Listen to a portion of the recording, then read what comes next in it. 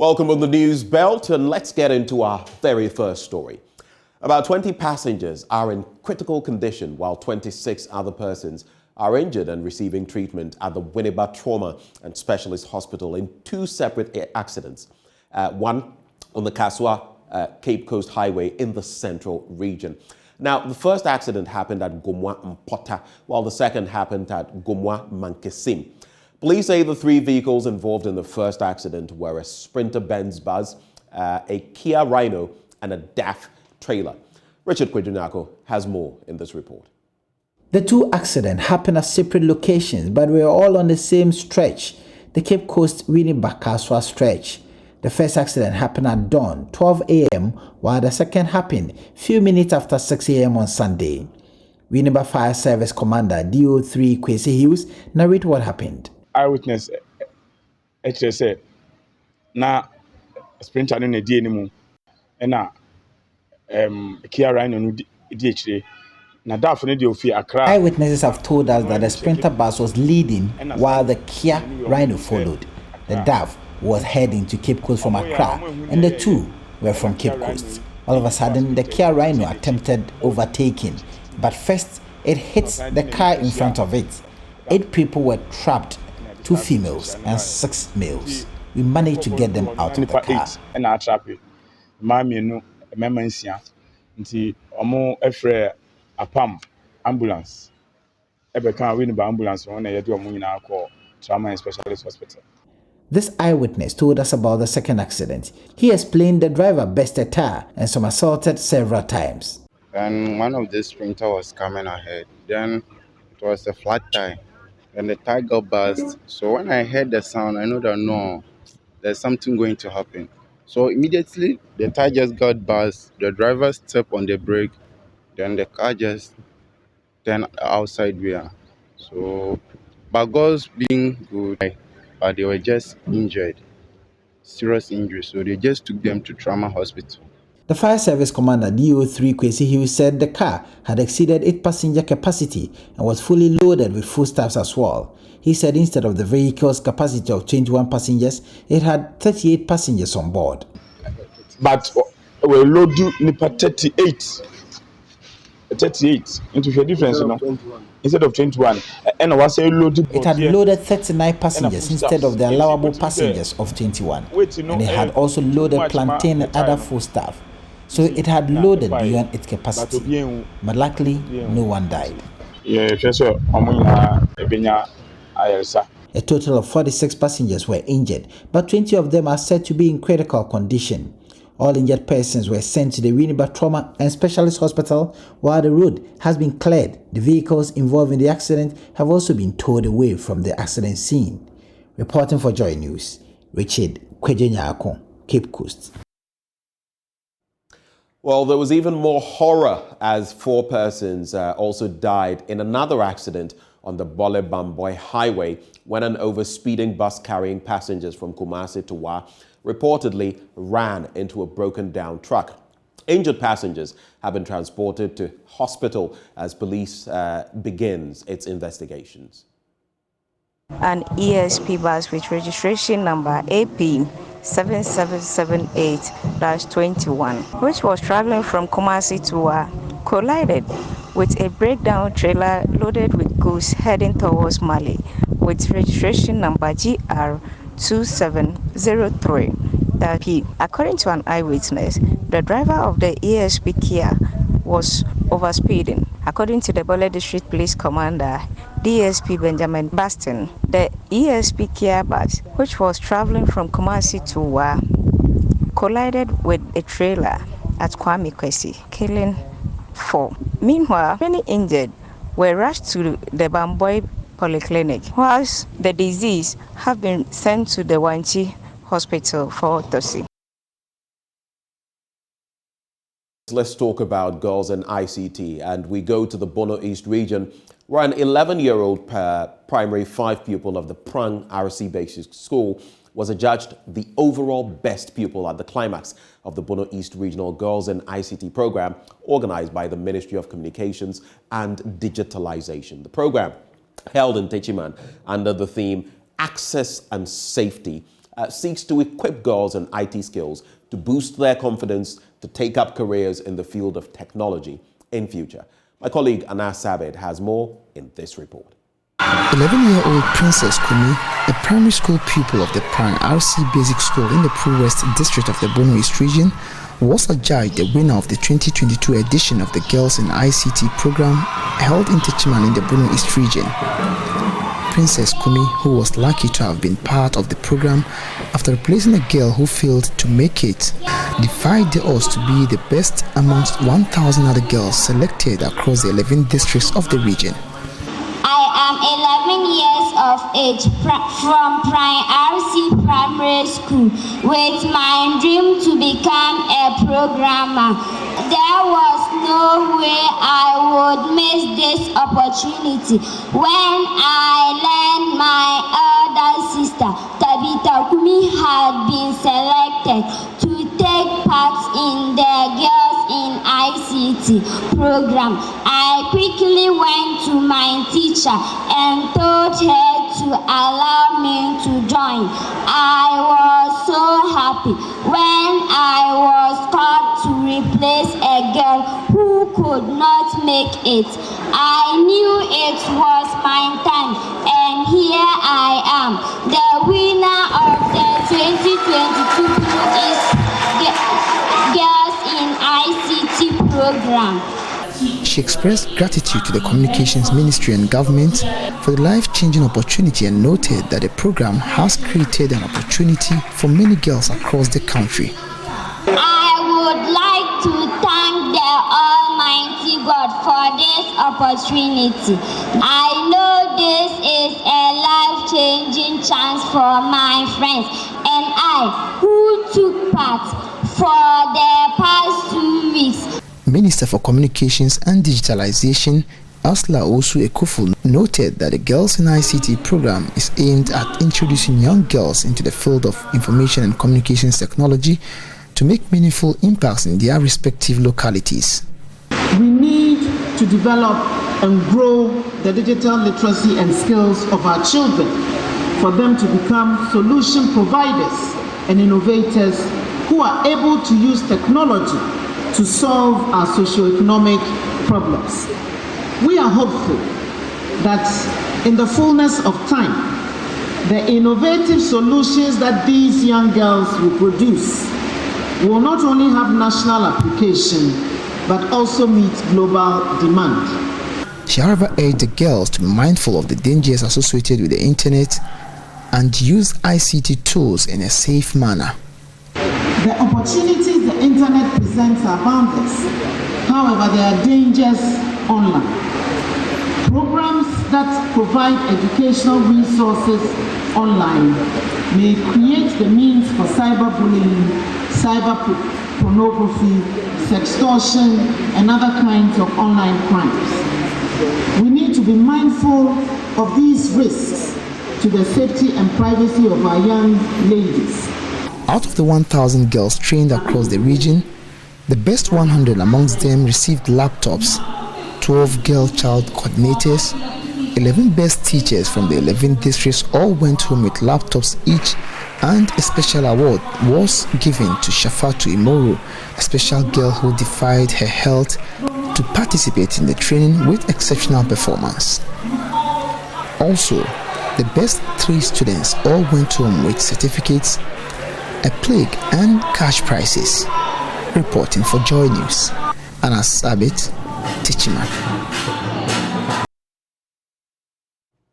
Let's focus on illegal fishing now, and the Navy and the police have been placed on high alert to deal with illegal fishing ahead of the closed season, which begins on July the 1st.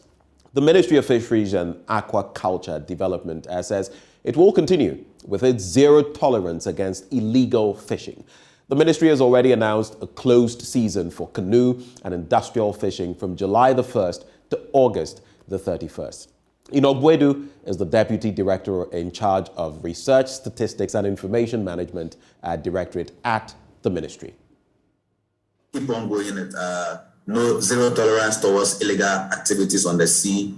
We'll continue this year. We've already announced that the closed season for the artisanal or the industrial canoes and the artisanal semi-industrial vessels will come on from 1st July to 31st July, whilst the industrial one, the trawlers, will start from 1st July to 31st August. And then we have other measures that we are introducing. In these measures, we are ensuring that nobody is going back to illegal activities. We've encouraged the Navy and the Marine Police to go ahead. And we're also speaking with the industrial activities.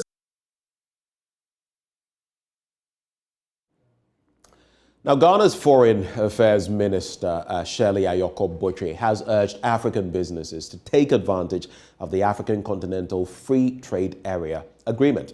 According to the minister, the recent economic shocks being experienced by developing countries due to the Russia-Ukraine war and the COVID-19 pandemic underscore the need for increased intra-African trade. She made the remarks at the official signing of a memorandum of understanding between the governments of Ghana and Namibia here in Accra.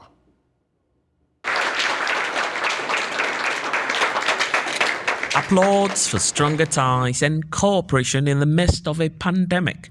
It was an atmosphere of friendship when officials of both parties converged in Accra for the 4th session of the Ghana-Namibia Permanent Joint Commission for Cooperation. This bilateral arrangement, which is aimed at fostering stronger ties for mutual benefits, witnessed the signing of a total of 7 memoranda of understanding for cooperation in 7 different fields, such as agriculture, trade, and economic cooperation and social protection. Addressing the gathering at the Accra International Conference Center, Ghana's Foreign Minister Shirley Ayoko-Botwe stressed the need for both countries to pursue shared prosperity for its peoples. Through these agreements and MOUs, we have expanded our cooperation.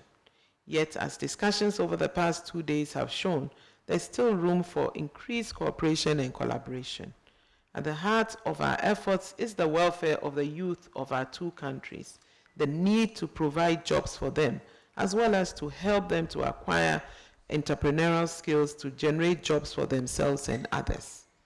This 4th session of Ghana-Namibia PJCC, therefore, has been reviewing the implementation of the signed agreements and MOUs, as well as considering new areas for cooperation in fields such as tourism, education, agriculture, fisheries and aquaculture development, trade and economic cooperation, youth and sports development, investments, maritime cooperation, private sector development, development of small and medium-scale enterprises, women economic empowerment, cooperation in health and medical services, oil and gas, as well as training programs in the areas of security, environmental protection, and diplomacy.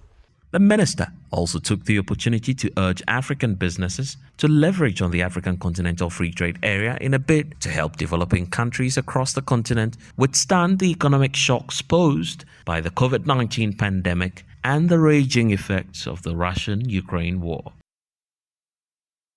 Ladies and gentlemen, with the operationalization of the African Continental Free Trade Area (AfTA), it is imperative that our 2 countries give greater cooperation to our bilateral and intra-Africa trade and how to take advantage of the huge market of 1.2 billion people that the AfTA brings in order to accelerate Africa's economic integration.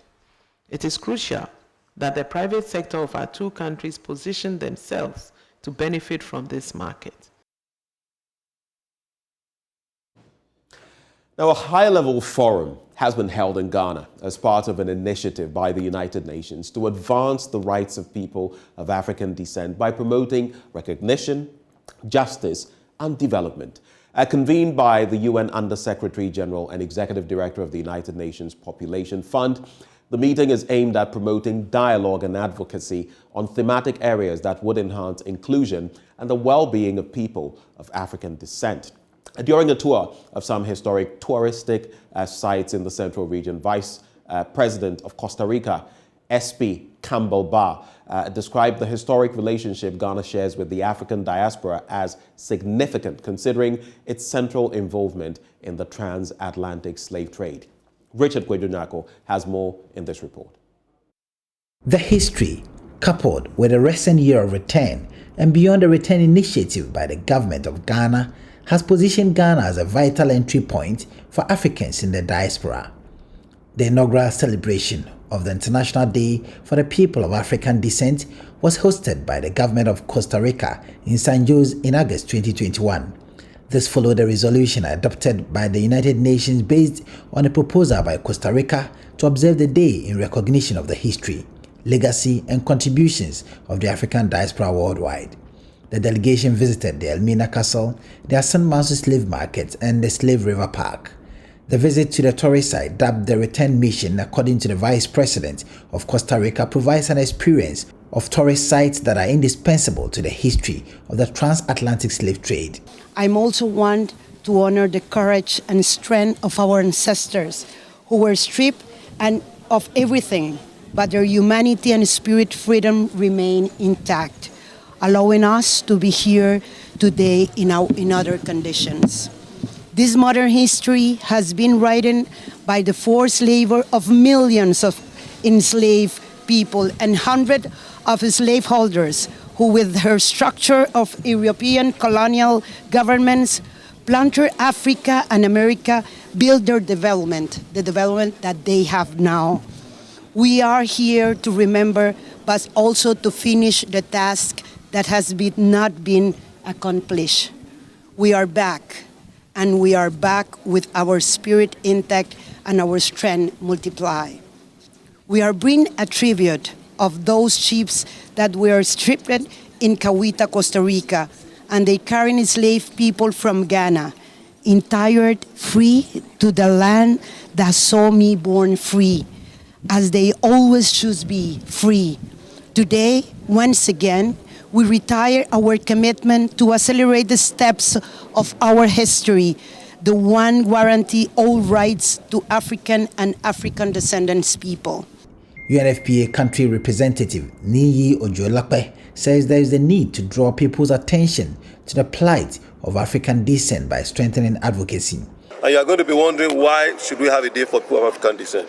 It is because people of African descent, they have their specific vulnerabilities within the society where they are. Their human rights are daily abused, they face racism, and then when you look at their standards of living, vis-a-vis those that they live with, they are at the lower rung of the ladder, even socially and in terms of income.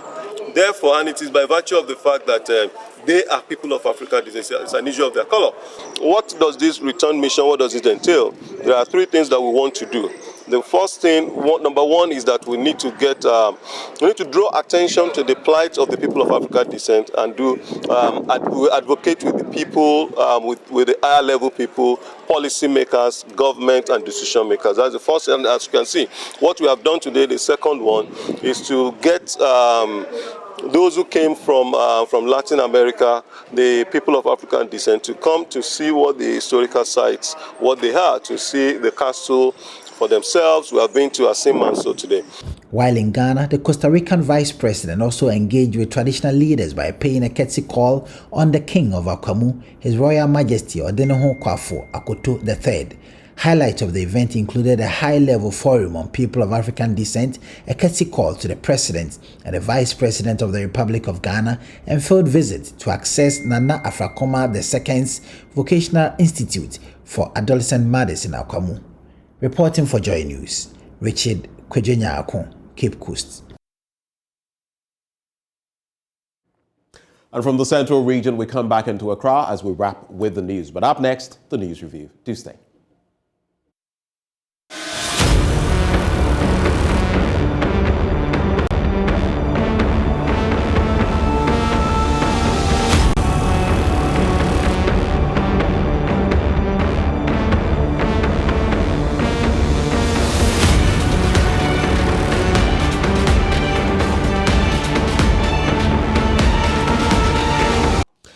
Well, thank you for joining us this morning. We get into the papers. We'll shortly be joined by the Executive Director for the Media Foundation for West Africa, Suleimana Brima. But for now, let's get into the papers that we have. And so many of them, but interestingly, on a day like this, we're missing the daily graphic and the Ghanaian Times, in fact. But let's start with the papers we do have.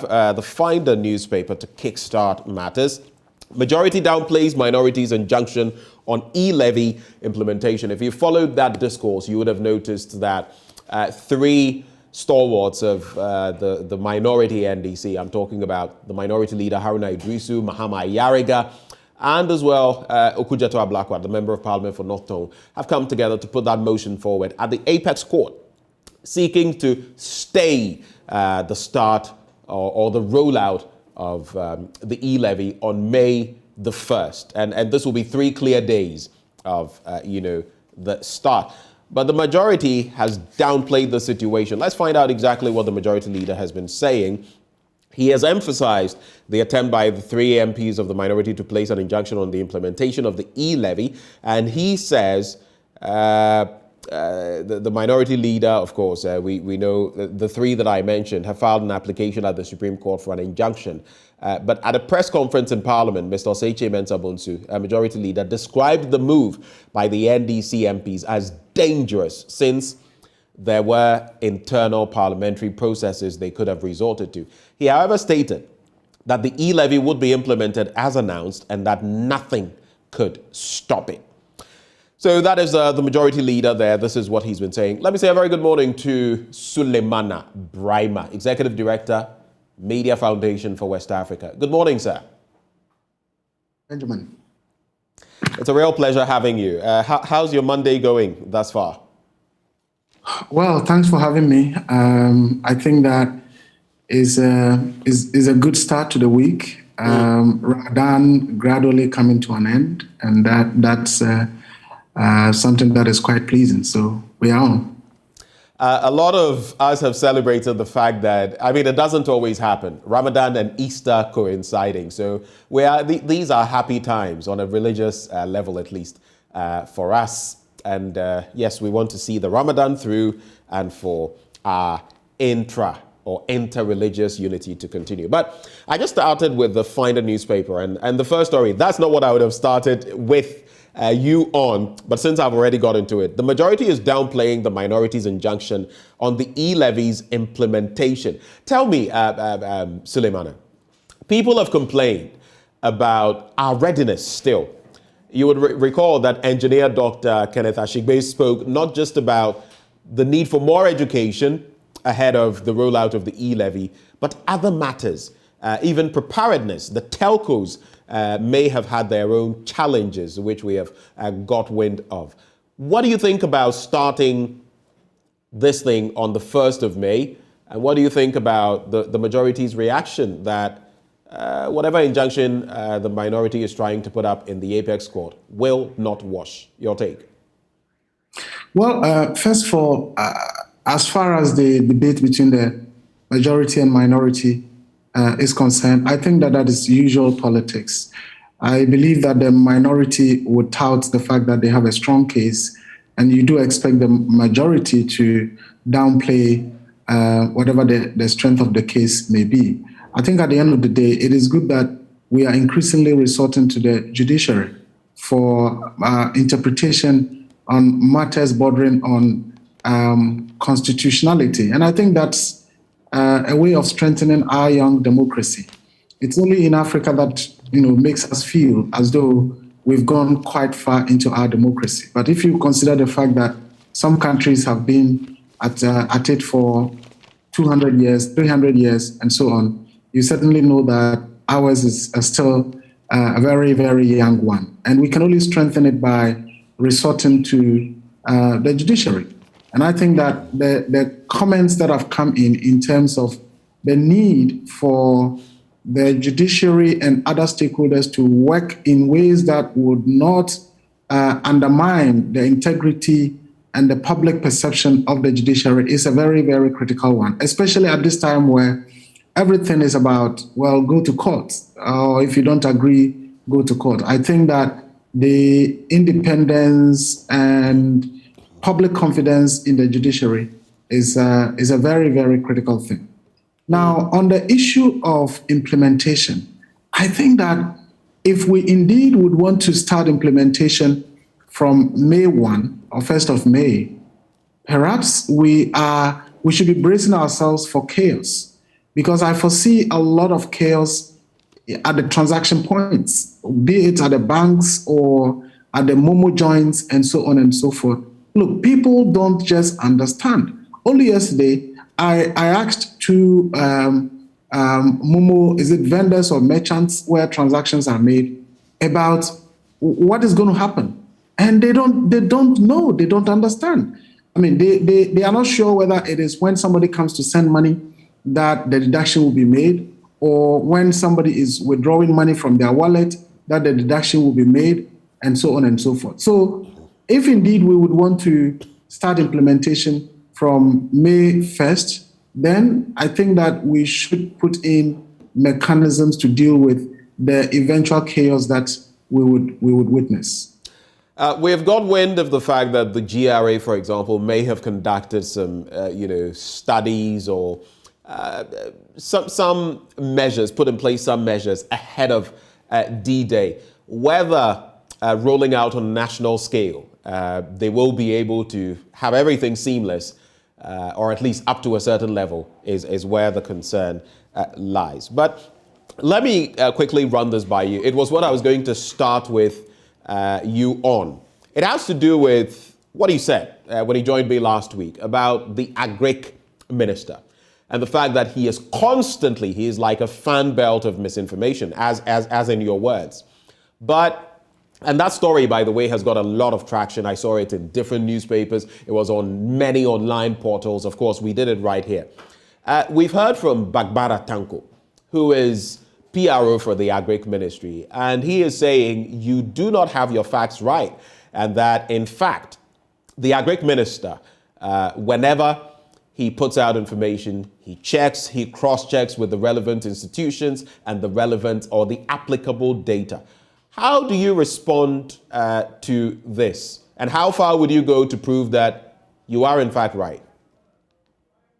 Well, Ben, I'm really surprised that the officials who are supposed to be managing information and communications at the Agric Ministry would even dare come out to challenge the fact that the Agric Minister has on numerous occasions put out information that is completely false.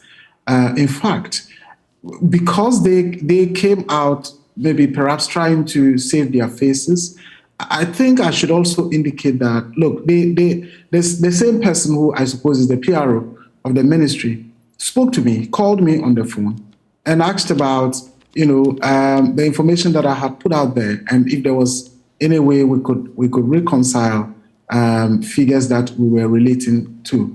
And I did explain to him, look, I'm basically referencing data from your own ministry, which is contrary to what the minister has always been putting out in terms of our soya bean production levels, our maize production levels, our rice production levels. And in that call, they conceded. He and the PA to the minister both conceded that, look, yes, the figures that had been put out there, that had been put out on a number of occasions by the minister, runs contrary to the data that is available through their own research department or directorate. So I think that sometimes it may be better for these PROs to have a way of managing information without even escalating something that is devastating for their own bosses. Because the reality, it's not my data. I don't gather data. The data is from their own research department. And that is what the department or directorate exists to do, to produce accurate data for the country, to guide our policies, to guide our interventions, and so on and so forth. Right. So I'm saying that it is the research directorate that puts out wrong information, and that what the minister puts out there, which is contrary to what the research directorate has, is what is correct. I think that it is important that as a country, we begin, when we commit faults or errors, it is important that we admit them, and where we have to apologize, we do apologize. I read somewhere where the same Mr. Tanko had said, well, the Agric Minister is a human being. He cannot get it right all the time. Right. But that, I think, is laughable. So he's been flip-flopping. He calls you, says one thing, and he says different things on different platforms, according to what you're saying. Well, Only time will tell. I've not seen a straitjacket reaction from them, but at least this is what has been out there. And thanks for delivering that clarity there. But on page 8 of the Finder newspaper, $35 million vaccine production plant opens, and Ghana's vision of securing the much-needed vaccines through domestic vaccine development received a major boost with the commissioning of a multi-million-dollar vaccine production facility in Accra.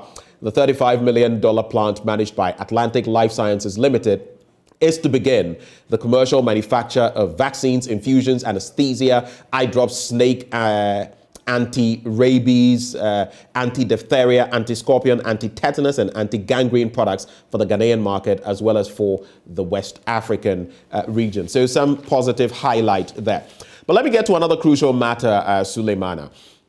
Apart from these headlines, we're ready for E-levy on May the 1st, and I'm looking at the Daily Dispatch newspaper. We're ready for E-levy on May the 1st. Contrary to what you were sharing earlier, Bawumia to speak on Ghana's role in sharing Africa's economic transformation through digitalization, and then man caught, that foreigner, with fake $10,000, pleads guilty and fined 8,400 Ghana cedis. But here's my big story from the Daily Dispatch. There is pressure. Increase our salaries, TUC to government.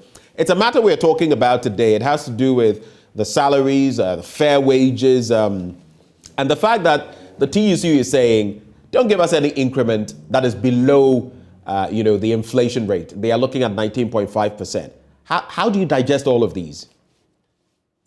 Well, I think that the TUC is right in that we have a government that makes it clear that we are in an economic crisis. And of course, we all do appreciate that because inflation is rising. The value of our cedi is declining. Debt to GDP ratio is at a very, very alarming rate. Unemployment is on the high.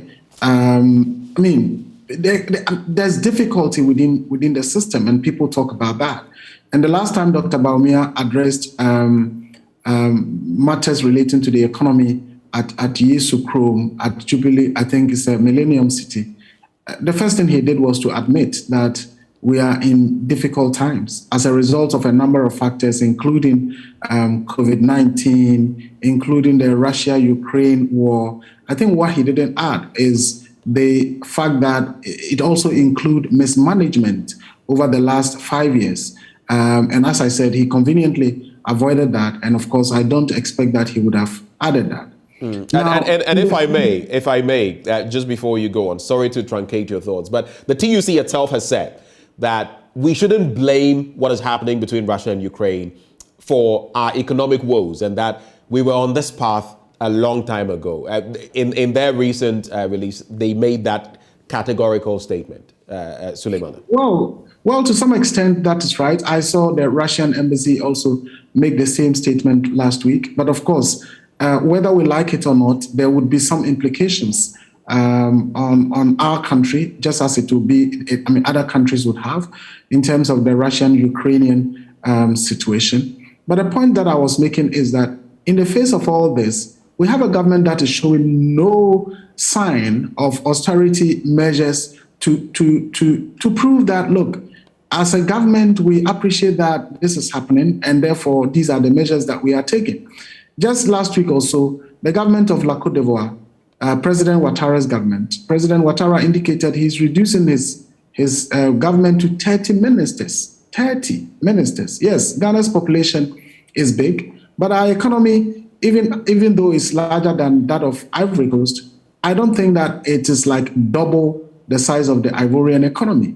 So if Côte d'Ivoire could run the country with 30 ministers, why can't we do with, let's say, even 60 ministers?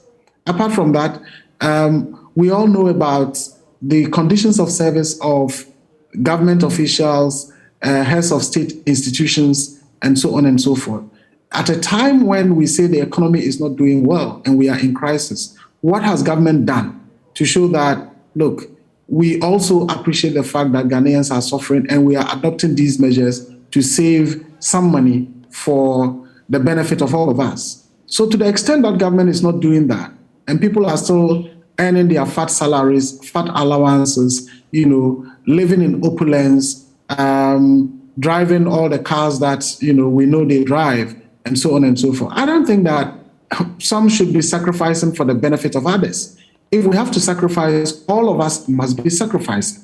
If we have to benefit, then all of us must benefit. And to that extent, I don't think that the TUC is wrong in their demand. I think it is justified.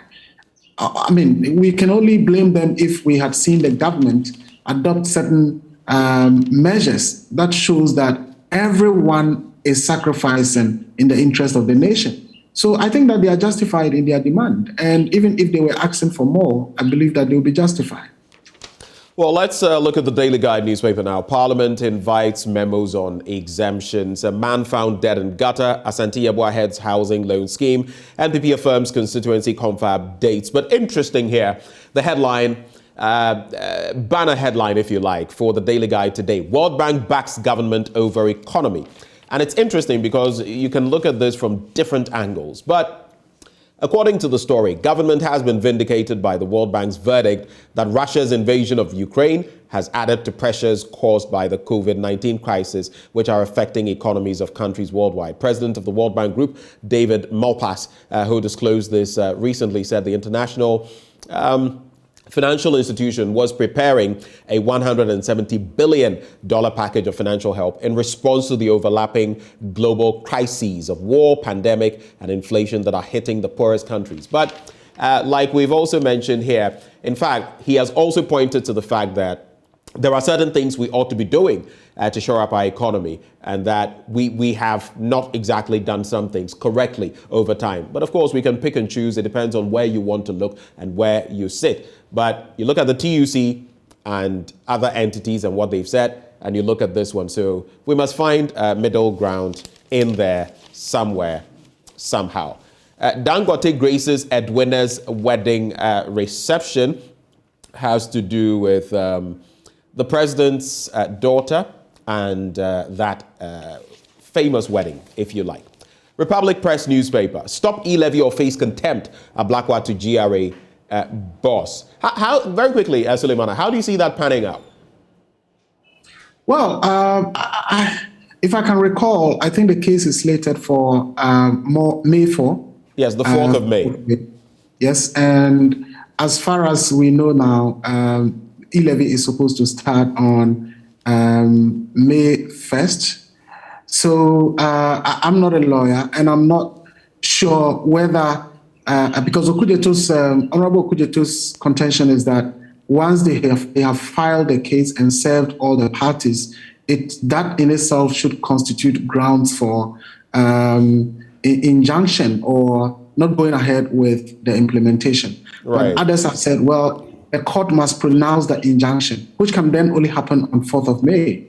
And so at this stage, not clear whether once it is served, it serves as the injunction, or the court must hear the case on the 4th of May and then say, look, on the basis of this, we order that until this matter is concluded, or until the substantive matter is concluded, the implementation should be suspended. So I think 4th of May is not that far. We can look forward to it and see what the court will say. We'll play the waiting game. Sewa Broni's allegations, NPP not bothered over petition against Nana Addo. That's according to Obiri Boahen. I don't know whether you have a take on this entire development, Sewa Broni, and what has been happening. I mean, we've had instances in the past when former presidents, current presidents, the current president have been, come into the fray in this respect. But I've heard people say, for example, he has a public life as president, but he also has a private life. Why go into it? What is your take? Well, I think it's one of those usual petty politics that you would expect people to play on. I remember under President Kufuor, we had literally a similar incident where we're told the president had gone into a relationship with a certain lady called Giselle Yadzi.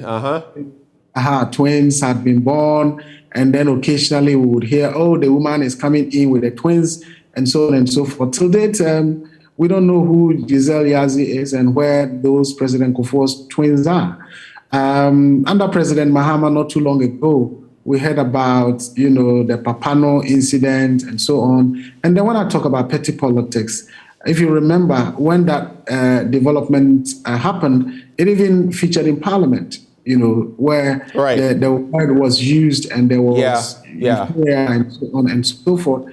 And now we have Sewa Broni coming up. I think it's one of those petty politics. It shouldn't really take center stage in our national discourse, because they are very, very important issues to discuss. They are matters affecting the lives of people that we need to talk about. I wholly agree with you. My only point of departure may be, let's reflect on it. In the US, we had the situation with Monica Lewinsky and former President Bill Clinton. In our own,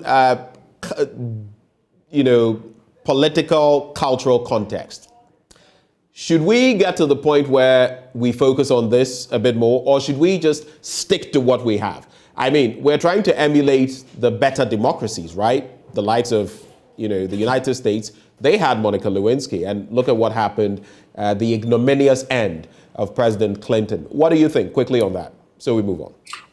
Well, I think that, of course, if there is an incident of sexual harassment or sexual abuse, or anything that undermines the authority and the reverence of the presidency, it's an important matter.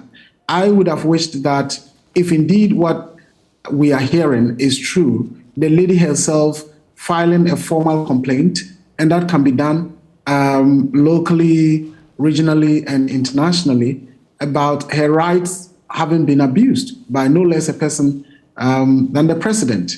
But to the extent that it's been about social media conversations, she being interviewed by a social media activist who is very well known to be partisan in terms of his views and all of that, it then somehow trivializes the matter. Otherwise, if the woman feels offended, feels harassed, feels that her rights have been violated, I think she has the liberty to file a formal complaint against the president or whoever she thinks abused her rights. Okay. But not doing that and resorting to these social media interviews and comments here and so on and so forth, as I said, trivializes the matter, and any conversations around it then ends up being our usual petty politics, which I don't think helps our country. Let me just acknowledge, lest I forget, Rashid Shaban. You are watching all the way from Nigeria, live. Thank you, Rashid, for connecting with us. NBC gurus descend on AG for reprimanding colleague lawyers. I'm sure you've read and heard the AG talk about, some cases not being held in camera. And again, the bit about the fact that what he deems frivolous cases ought to be quashed, thrown out even before it gets to major stages at the court. And I've heard the likes of, I believe it is Abraham Amaliba, say that this is a dangerous trend that our AG is showing. Quick reaction?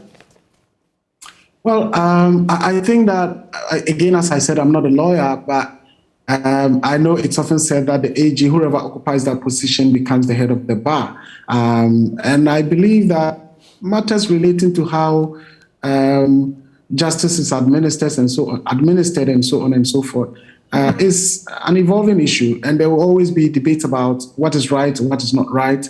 Of course, because the AG is also a person holding political office, the thinking would always be that whatever he says would be something that is meant to inure to the benefit of his political party and the administration. And therefore, you would expect that others whose political interests are directly opposed to his would also have contrary views. And so I think it's about open debates, and ultimately, whatever is good for the country is what we should look at. And those of us who are independent should listen carefully, read carefully, and at the end of the day, be able to make our views known in an impartial way. But at this stage, I think, again, it's politics, as usual. Ghanaian publisher newspaper, Transport Minister, two others received Best Minister Award. Oda MP Chair wanted. An interesting story. E-levy has taken off, that's according to the majority. President opens $30 million 1D1F factory in Ningo Pram. And Galamsey destroys huge hectares of cocoa farms, that's according to cocoa board. Let's do the new publisher now. And so some of the stories are, from my own, journalistic viewpoint, a bit skewed, and their titles, so I'll skip some of them. But I owe him, so I killed him. And I'm sure you've heard of the bit about a KNUST student who recently, whose life was taken. A 25-year-old tailor apprentice in Sibwa, a town in the Ashanti region, has been arrested over the murder of a 22-year-old second-year biological sciences student of the Kwame Nkrumah University of Science and Technology. And there are some reports that it was, when you look at social media, that it was supposedly over a phone, a debt, and all of that. It's a bit of a confused hodgepodge. But some have also called for greater security for students. But the point to be made as well is that when they are not within the precincts of the university or on campus, how does the institution do that? Do you have any idea?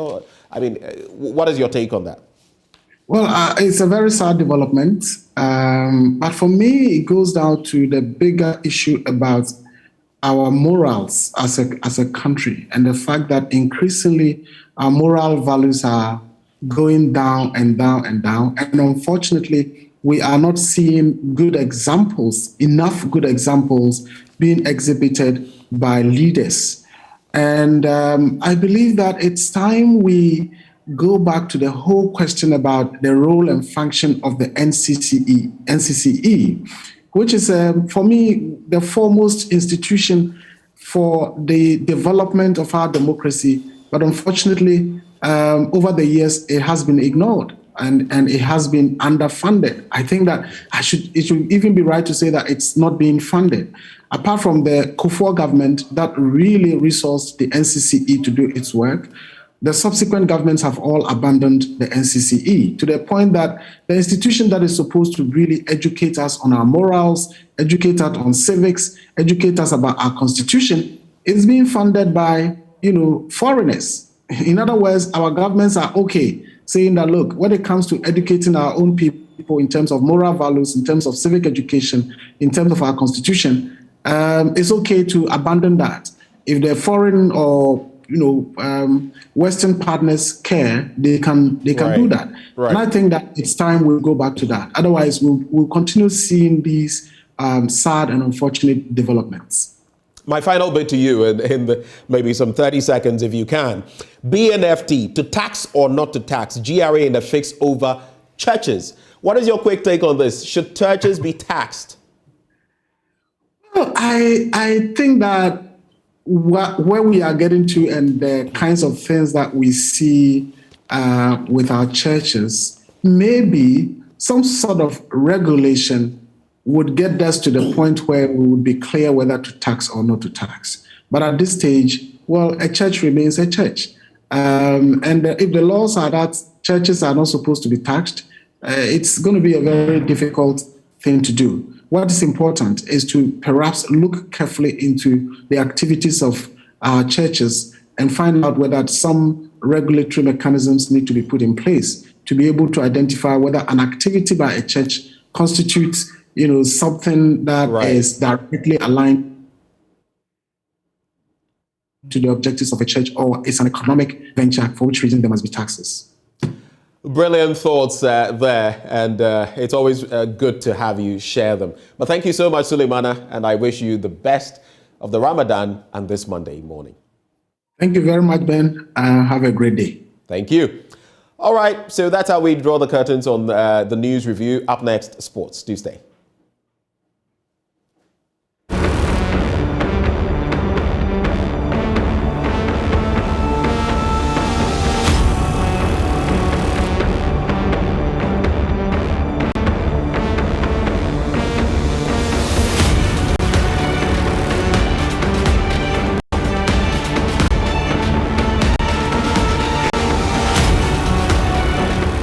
Hello, good morning, and welcome to the AM Sports with me, Oriku Ampo, for stepping in for Muftau Nabila. We do start off from the Ghana Premier League, where Asante Kotoko, who are still on top of the league, have probably had their most difficult week after losing their second consecutive game, this time against Legon Cities at the Babayara Sports Stadium after falling to a 3-1 defeat. Nothing but fireworks here today. Selom Yao-Bless gets us underway for this epic encounter. Ball picked up by Hans Kofi, seems to be good enough. Jonah Atukwe is in a scoring position, checks in but slips in the process. Ball is cleared, but Selom Yao-Bless has given the advantage of a penalty. In a very good position, very, very dangerous player. Would turn beautifully here. It seems there was contact. He makes himself big in the goal post here. Legon Cities go 1, 2, 3. It's goal number 1 for Legon Cities. Superb penalty. Expertly taken penalty. Just look at how he was able to sweep the goalkeeper.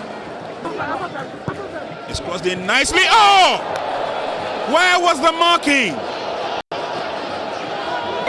Registers a goal in his name. What a way to score your 4th goal of the season. Ripped apart again. Just look at the pass from Hans Kofi. And then he moved from where he moved from. Nobody located the run of Hans Kofi. Another opportunity for Imoro to bend one through. Pressure on Kotoko, get themselves back into the game. That's the man who came on just a few minutes ago. No marking whatsoever. Just look at that delivery. Superb one. It wasn't dealt with the first time. But just look at with a series, with a perfect pinpoint header. And the supporters. Michelle Otuenwell. Referee Selom Yao-Bless believes that we've had enough, but it's halftime here at the Baba Yara Stadium. Well, we're back here at the Baba Yara Stadium. Legon City is playing so well as Kotoko.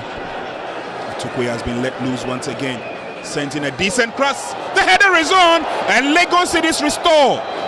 I tell you, Sinful with a brilliant pass, and Atukwe with that wonderful delivery, and 2 Legon Cities were waiting for that cross. Hans Kofi got at the end of it and bang at the back of the net. That lad had no chance at all. And Legon Cities at this stage playing with so much confidence. Fabio Gama with a shot, and again it's grabbed nice. Well, Asante Kotoko still remain 8 points at the summit of the Ghana Premier League table. However, they have a game more than Bechem United, who are second, and welcome Karela United at home this afternoon. But Asante Kotoko coach Prosper Nate Ogum is still calling for his players to remain focused, as that would be enough to see them over the line to win the Premier League title. They look so slow on the field of play. Their movement wasn't the usual movement. I can't really tell what was actually wrong with them on the field. But then, I mean, it's game over. So we only have to make sure that we get back and do the right things. Probably have to sit down with them and find out what the issue is. Apart from that, I think nobody should cut them into pieces. Yeah, I mean, they should keep their heads up and chest out. 8 more games to go. We only have to focus and make sure that we win as many games as we can to move on. Kotoko's rivals Accra Heart of Oak earlier beat Accra Lions, meaning that the Phobians returned to winning ways after their surprise 1-1 draw with the Elmina Sharks. Hello and a pleasant welcome to the Accra Sports Stadium. It's venue for match day 26 of the Ghana Premier League between Accra Lions and the defending league champions. Hearts of Oak is a derby in the capital. 2 Accra-based teams squaring it up on a Friday afternoon first game to kickstart week 26 of the Ghana Premier League. My name is Nana Dakwa Jesse, together with Philip Sichofalstream, were your commentators for this afternoon's fixture. Referee whistles, game underway here at the Accra Sports Stadium. Samari delivers, and Amankwa is very alert on that side. Awako, Obin Jr. Here is Salifu. Apia Kubi now. Daniel Friabani makes it 1-0 for the Phobians. Apia Kubi applied the save, but Bani was on hand to apply the finishing touch from the rebound. And Salifu, this is what Hearts of Oak have missed in this tide. A player who's got the ability to wiggle around bodies, who's got an imagination. Here they come again, Hearts of Oak. Now B Jr. Brilliant save from Apia Kubi. And Bania will go to congratulate him. That's an amazing save. Referee whistles. Hamidou delivers. Deflects off the wall for a corner.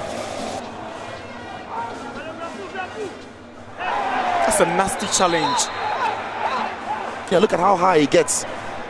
And he catches him on his ankle. That is a reckless challenge of the game he's trying to prevent. Now the referee is going to give the card, and it's a red card, yes.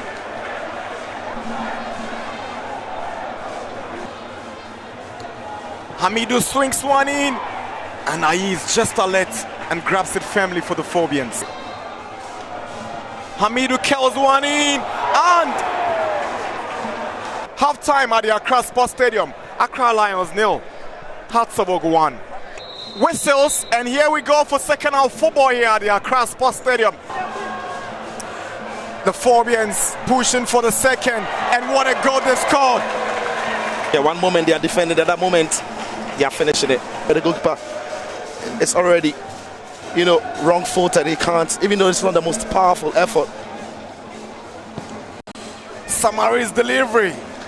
Good goalkeeping from Ai. But it's Hatzabok still pushing for the third. Good goalkeeping and great defending from Amu Mensah. Muntari's corner. Oh, that's the third goal. Daniel Friabani gets his brace. It has been game over for a while, but this one is the icing on the cake. Muntari's whip on the ball is really good. And he falls perfectly on the head of Bani. Bani didn't even need to really jump. Dreams has the next game. It's over.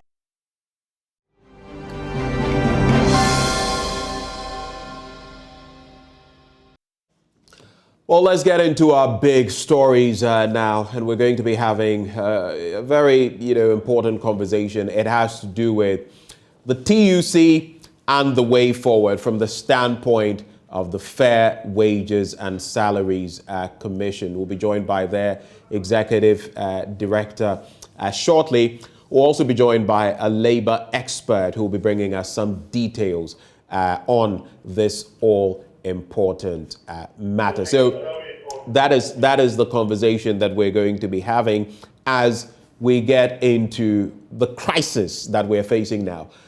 Labor, the TUC, has said that anything less than the inflation rate will not be accepted. That is what they have said. On the other hand, we have the situation that we find ourselves in, the economic turmoil we find ourselves in, and the different difficulties that have strangulated our economy, from COVID-19 to the Russia-Ukraine war, as the picture has been painted. So where do we go from here? That conversation we are kickstarting now, as we are joined by Austin Game, a labor expert. We'll also have the executive director for the Fair Wages and Salaries Commission. I do not know which one of you gentlemen is on the line yet. I see Austin Game. Okay. So, Mr. Game, a very good morning to you. Good morning, my brother. It's a pleasure having you. I think it's just over maybe some 2 months ago that we had an interaction on labor issues. And here we are again. You're kind of like a prophet, because you said when it came to Guta that some of the things that reflect on other aspects of our labor life would come back biting us. And here we are again. So I think I would call you Prophet Austin Game this morning. But the bit about the TUC and its recent statement, the General Secretary, Dr. Bayan, what he's been saying, how does it rub off on you? Is he right? Thank you. I honestly, out of abundance of respect, I have to feature on your program, because I have on my hands a very difficult kind of funeral, having lost my wife. But I will talk to, that's okay. But I will talk to you, because life must still go on anyway. The reality is that, and let me just say our profound condolences to you. We commiserate with you. I appreciate that on this. I appreciate that. To be very honest with you, I've been pondering why a meeting of like minds, hiding behind the Labour Act, Section 113 and subsection C of the Labour Act demands on the tripartite body. Ghana is the only nation under the sun that has a national tripartite body in character. And I expected that both parties will take advantage, that is government as an employer and the organized labor will come together to have a conversation around this particular subject matter that has been downplayed for far too long. But it's the approach that matters. It calls for an expert view that will have to be respected and followed religiously. Otherwise, they can create more problems. Let me tell you this. First of all, you can claim you know how to dance, but the truth is that if you don't know how to dance, you can be blaming your cloth. That is your cloth that is creating the problem. So we all need to be sober and to be willing to listen to other people so that we can follow it and resolve this matter once and for all. Number one, under the Section 113, subsection C of the Labour Act, it enjoins the social partners to come together to discuss the importance of the national economy at any point in time, to know what to do and what not to do in circumstances like this. And that also is in conformity with Article 36, subsection 10 and 11, which enjoins government to take steps to ensure that workers participate in decision-making. And that is the reason why in drafting the Labour Act at the time, we planted in it Section 113, subsection C. Now, having said so, that is about directive principles of state policy. Very, very, very, very important. And I know we have not been properly utilizing it, and it has come back to bite all of us here now. Having said so, it is very dangerous at this point in time when the inflation is almost about getting to 20%, and we do know that we are vulnerable in this country, not having adequate information about labor market issues. So we are always premising our conversation on assumptions that are inadequate. But that being the case now, what we should be doing immediately is to prevent us having to adjust, because any 1% adjustment on pay can trigger new inflationary pressures because of the numbers, the sheer numbers in the civil and public sector.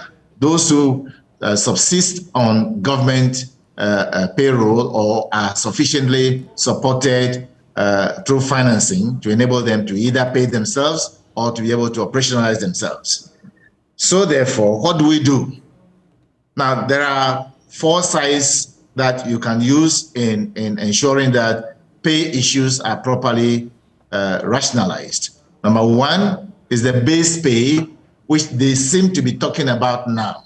But base pay is not something that is pushed into you cannot just be adjusting pay on the basis of base pay just because you have inflation. Inflation is another subset of the economy altogether, but it's about productivity.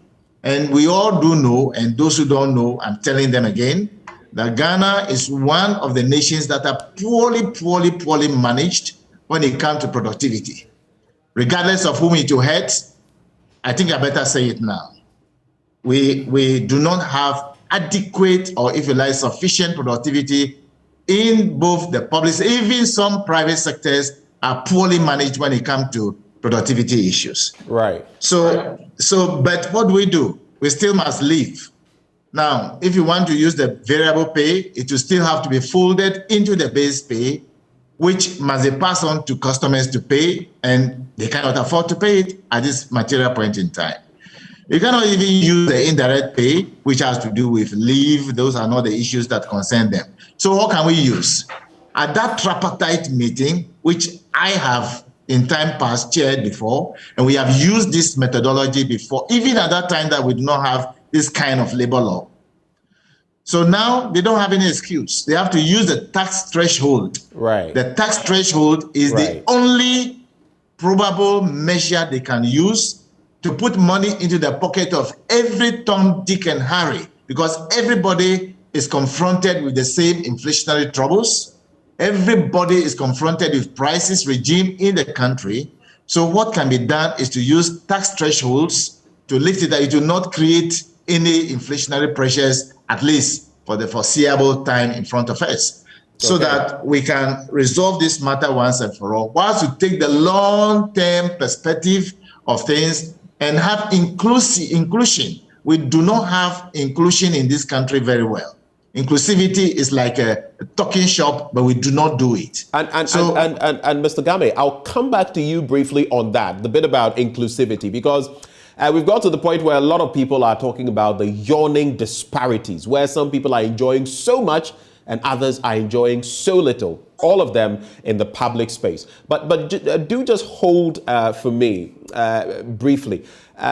Let me also bring in Deputy General Secretary of the Teachers and Educational Workers Union, Charles Kofi Osei. Mr. Osei, a very good morning to you. Thank you for joining us on the AM show.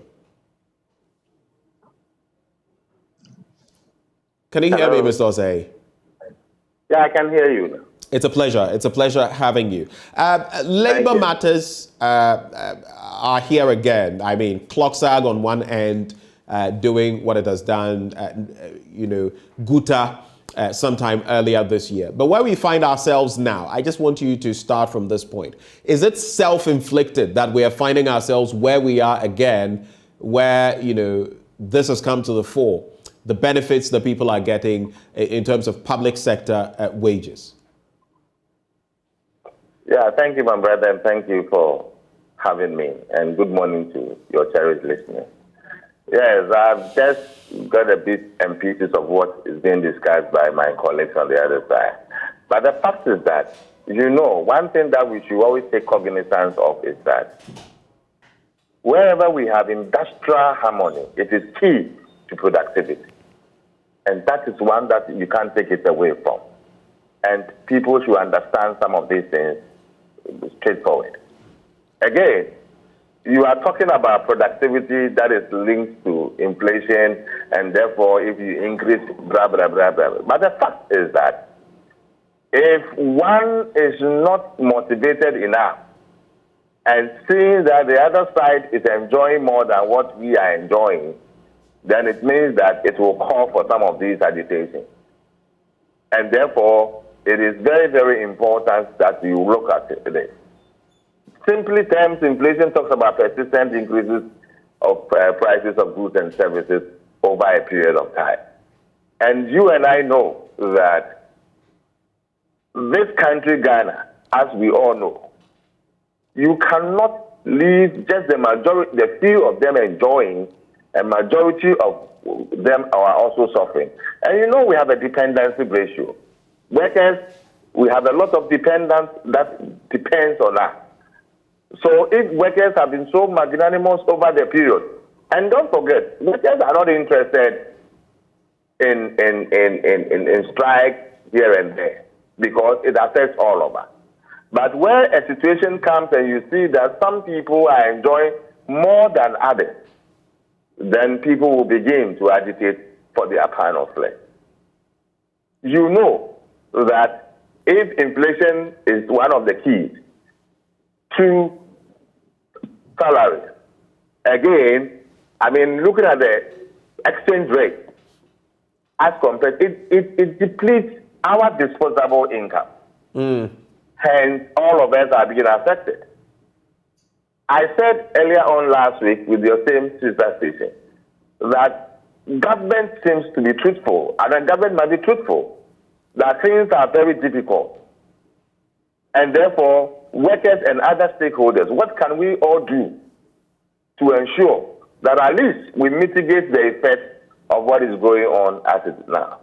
But look at what is happening. This one, you don't need rocket scientists to understand where people, you could see government appointees, you can see people moving here and there, people enjoying so much, and workers will come for 8 hours, and at the end of the day, nothing. Your real income is depleted, and therefore it will call for that. It has nothing to do with political things, but it has something to do with leadership, and that is very key that we also need. This is my. So that's your initial take. You did mention that you had listened to a bit of what Mr. Game himself, a labor expert, had been sharing, but he seems to have a bit of a curious take on the bit about productivity being linked to what public sector workers are paid. Do you have a problem with that? Yes, I do, because we all know that when productivity is low and when the demand exceeds supply, it will trigger inflation. We all know. But don't forget that workers are there, and as our labor experts who know better. And you know that workers and Ghanaians, for that matter, can never be lazy. We cannot, and we are not. Because we know that at the end of the day, if you work, at the end of the day, you must be paid. And your salary must be commensurate. And therefore, so that at least you can also have butter and bread for yourself, for the entire family, and even your dependents as well. So we all know that. I think that it is high time we all come together in times like these to look at the situation so that at the end of the day, it will be better for Ghanaians, and all, including you yourself talking to me. Right. Let me just hold for me, Mr. Osei. Let me also bring in Mr. Game back. It's interesting that we're here, at this point again. Earlier this year, there was a confab, the first of its kind, on the back of the implementation over 10 years of the single spine salary structure.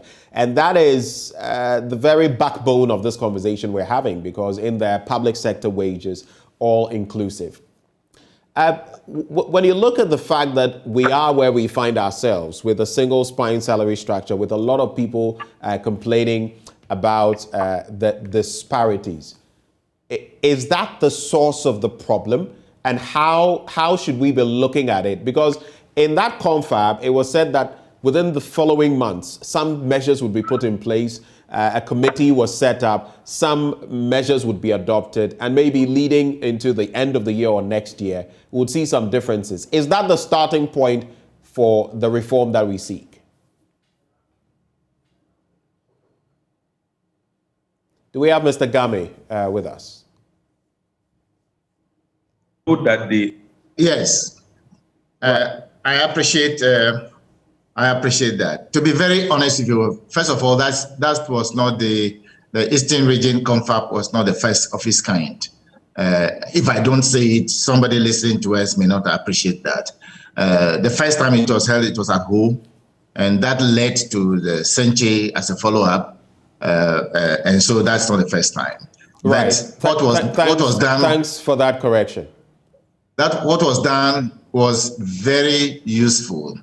How they will implement it is the next phase of it. But let me put it bluntly. The issue of adequacy has to do all with our economy. If the economy is not buoyant enough, what it means is that our productivity level is low. And if productivity level is low, and we are not having a variety of economic openings that will bring streams of income to the nation, obviously, these are the consequences that will confront us today.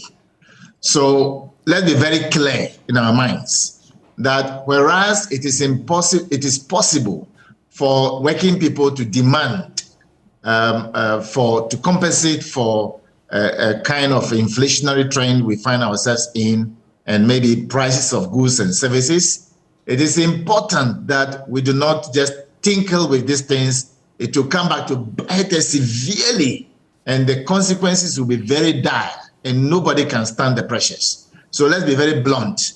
And the bluntness is this. That is why we created Section 113 subsection C.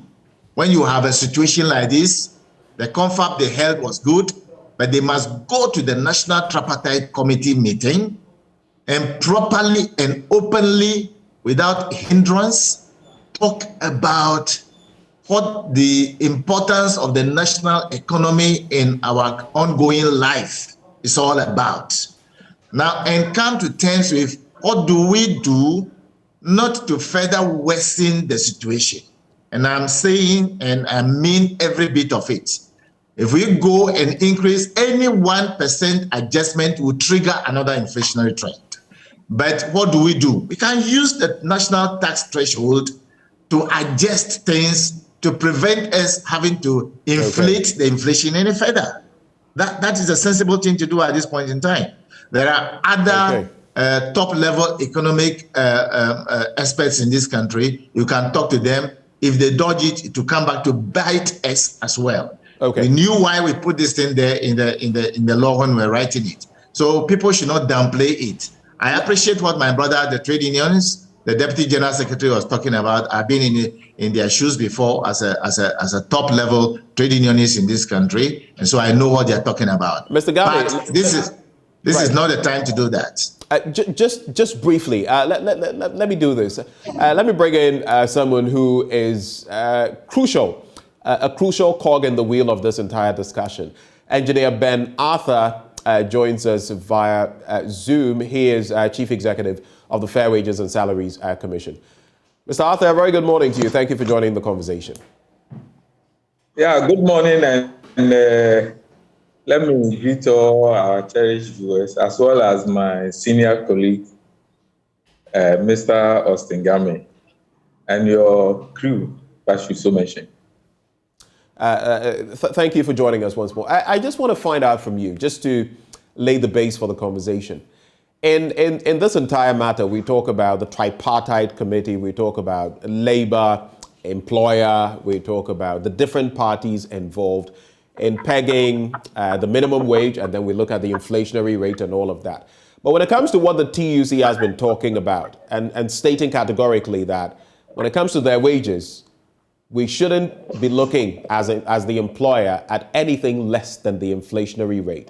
I want to find out from you, what role does the Fair Wages and Salaries Commission play in all of this? What is your base role? Well, thank you for the opportunity.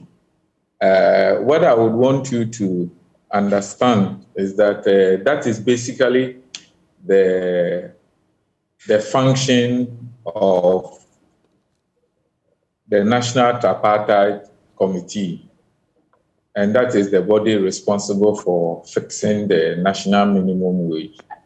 What Fair Wages does is to advise, and fortunately, I happen to be a member of the National Tripartite Committee also, and the technical committee that is yet to has been set up to also look at the national minimum wage. So Fair Wages will be supplying the necessary data and will be augmenting the efforts of the National Tripartite Committee in coming out with the national minimum wage that reflects reality.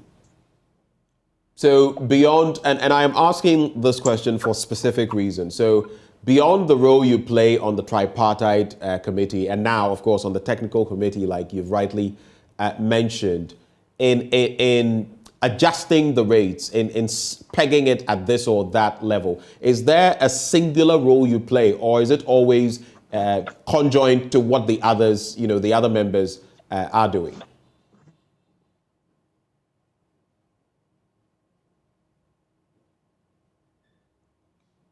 Mr. Arthur, are you there? All right, we'll get back to Mr. Arthur, and it would be interesting to find out more details on that. Mr. Arthur, welcome back. Did you get my question, or should I repeat it for you? Kindly repeat for our listeners' sake.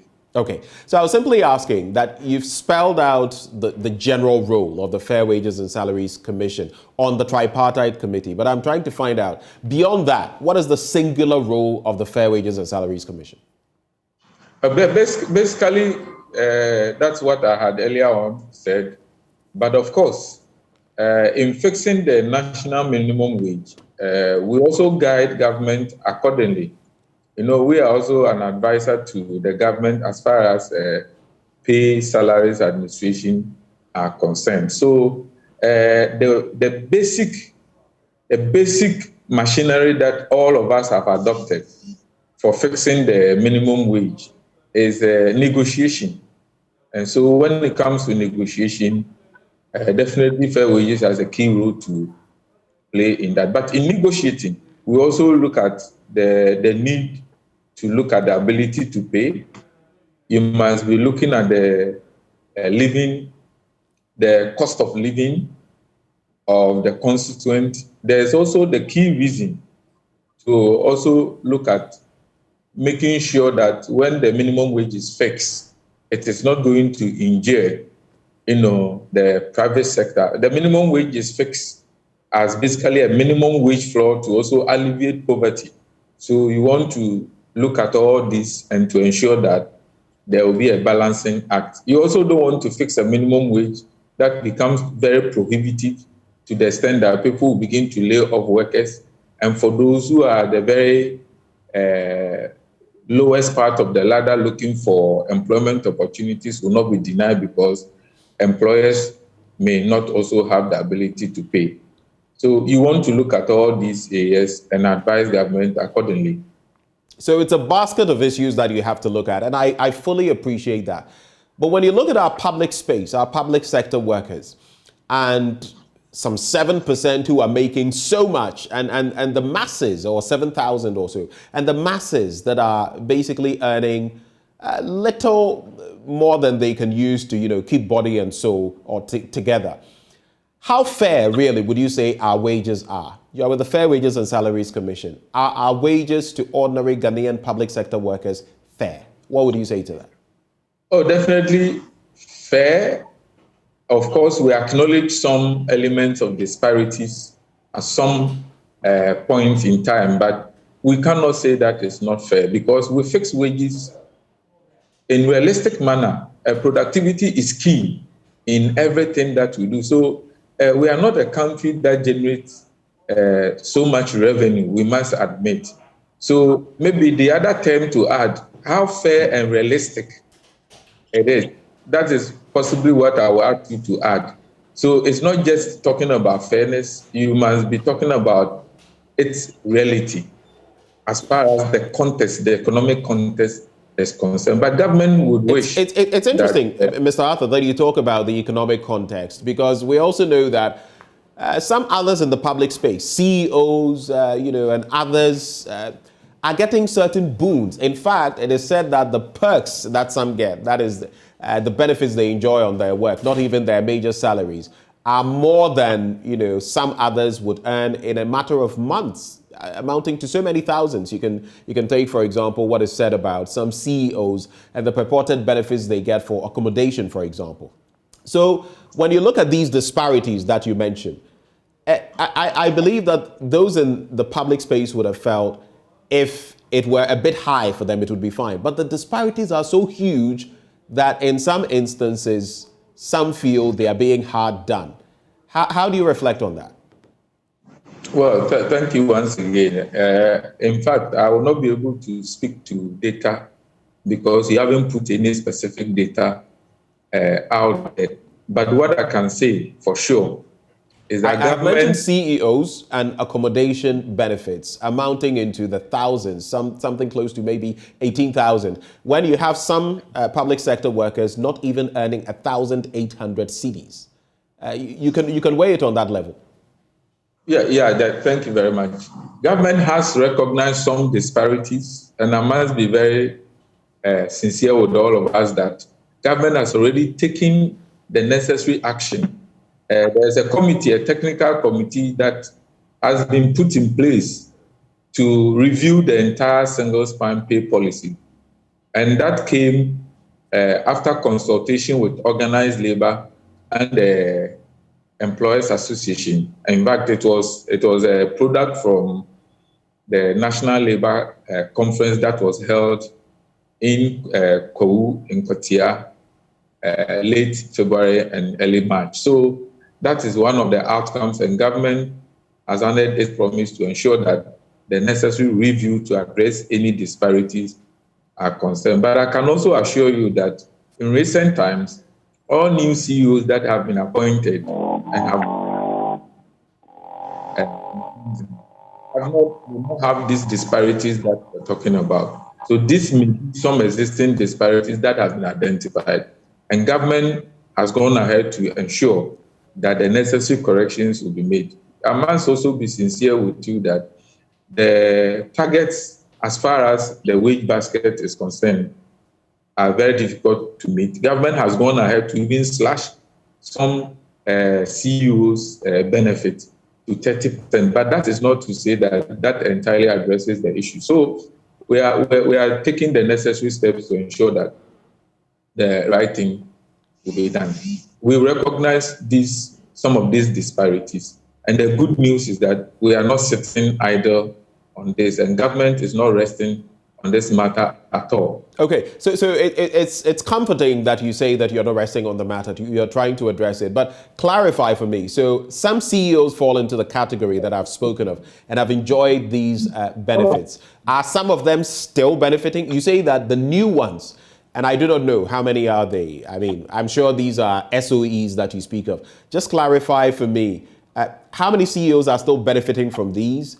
And how many have come on board that are not benefiting? I mean, you may not be able to give me a specific figure, but can you give me, a global figure that we can play with?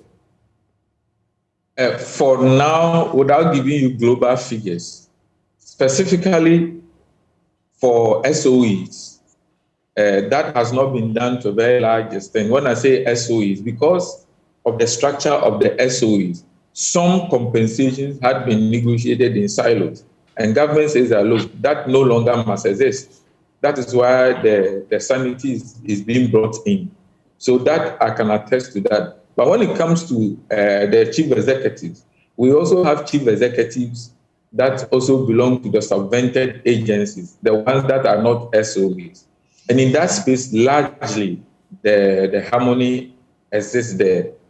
Some of the SOEs have had some figures that in our opinion, might be beyond the bracket, and they had been existing for so many years. So one is tempted to be sure that in as much as you want to sanitize the system, you must also be careful that external competition and the rest will not also be sacrificed. There are specific entities that, even though they have been set up in this country, their key competitors are actually not even in this country. They are outside this country. So you want to look at external competition, you look at internal consistency here and there. But by and large, be rest assured that the sector ministry has taken the necessary steps, set up the various committees, and the committees are working. And I'm sure when you speak to the tripartite partners, they also tell you that some of these measures have been taken. Mr. Arthur, just before I move on to our other guests briefly, I just want to find out from you, because I'll run this by them as well. The single spine salary structure was meant to cure some of these defects that you speak about. I mean, when I make mention of someone earning perks of about 18,000 for maybe, say, accommodation, when another public sector worker with everything they take home amounts to about 1,800 cedis, which is then a tenth of what some CEO somewhere would probably in the past or could even now be earning just by way of an accommodation perk. Does that not mean then that the single spine salary structure itself is defective and maybe has not achieved its purpose? It's not entirely true. The single spine For some reason, I am struggling to hear you. So if you could just start with your answer again. I'm struggling to hear you. Okay, despite the challenges, you must also admit that is the single longest pay policy that has been implemented ever in Ghana. So yes, it came to cure some disparities, inconsistencies, and the rest. But we must also agree that the workplace is very dynamic. There are some job requirements that have changed significantly. As of the time that works were valued, some of them have changed significantly. This is why government has also found it needful that, having implemented the single spine for close to 12 years, the time has come to partner organized labor and employers association and to review it, and hence the review. But for the topic today, maybe it wouldn't have come into the public domain now because a lot of things are being done, and at the appropriate time, the inauguration will be done. The engagement with the media, the consultations, and the rest will be made very public for all to participate in. But it tells you that we all acknowledge the need to ensure that the necessary reviews are carried out. Do hold for me, Engineer Arthur. Just hold for me briefly. Let me bring in Mr. Game as well. Mr. Game, listening to Mr. Ben Arthur and what he said, the Fair Wages and Salaries Commission, do you feel we should be taking a second look at the salary structure as we are, and how quickly should we do this on the back of the recent, industrial actions that we've been seeing? Well, to be very honest with you, the single spine pay policy is reasonably adequate as a policy. It is the methodology and the implementation approach that needs to be really balanced. And that's the spirit in which it was written in the first place. And we need people who have the capability to implement it in a manner that is best and in the interest of the nation. The base pay, as we normally talk about, is correct under the single spine pay policy. It's to be negotiated, to me, on the basis of productivity. And whoever is deceiving itself that the public service, the civil service cannot be properly made to work for and be paid based on productivity can continue to be living in that wild dreamland. It will come back to bite us once again. So we need to ensure that we pay people only on the basis of productivity. Inflationary matters and cost of prices and so forth and so on are secondary matters that can be dealt with under economic measures. So secondary but still important, right? Secondary but still important.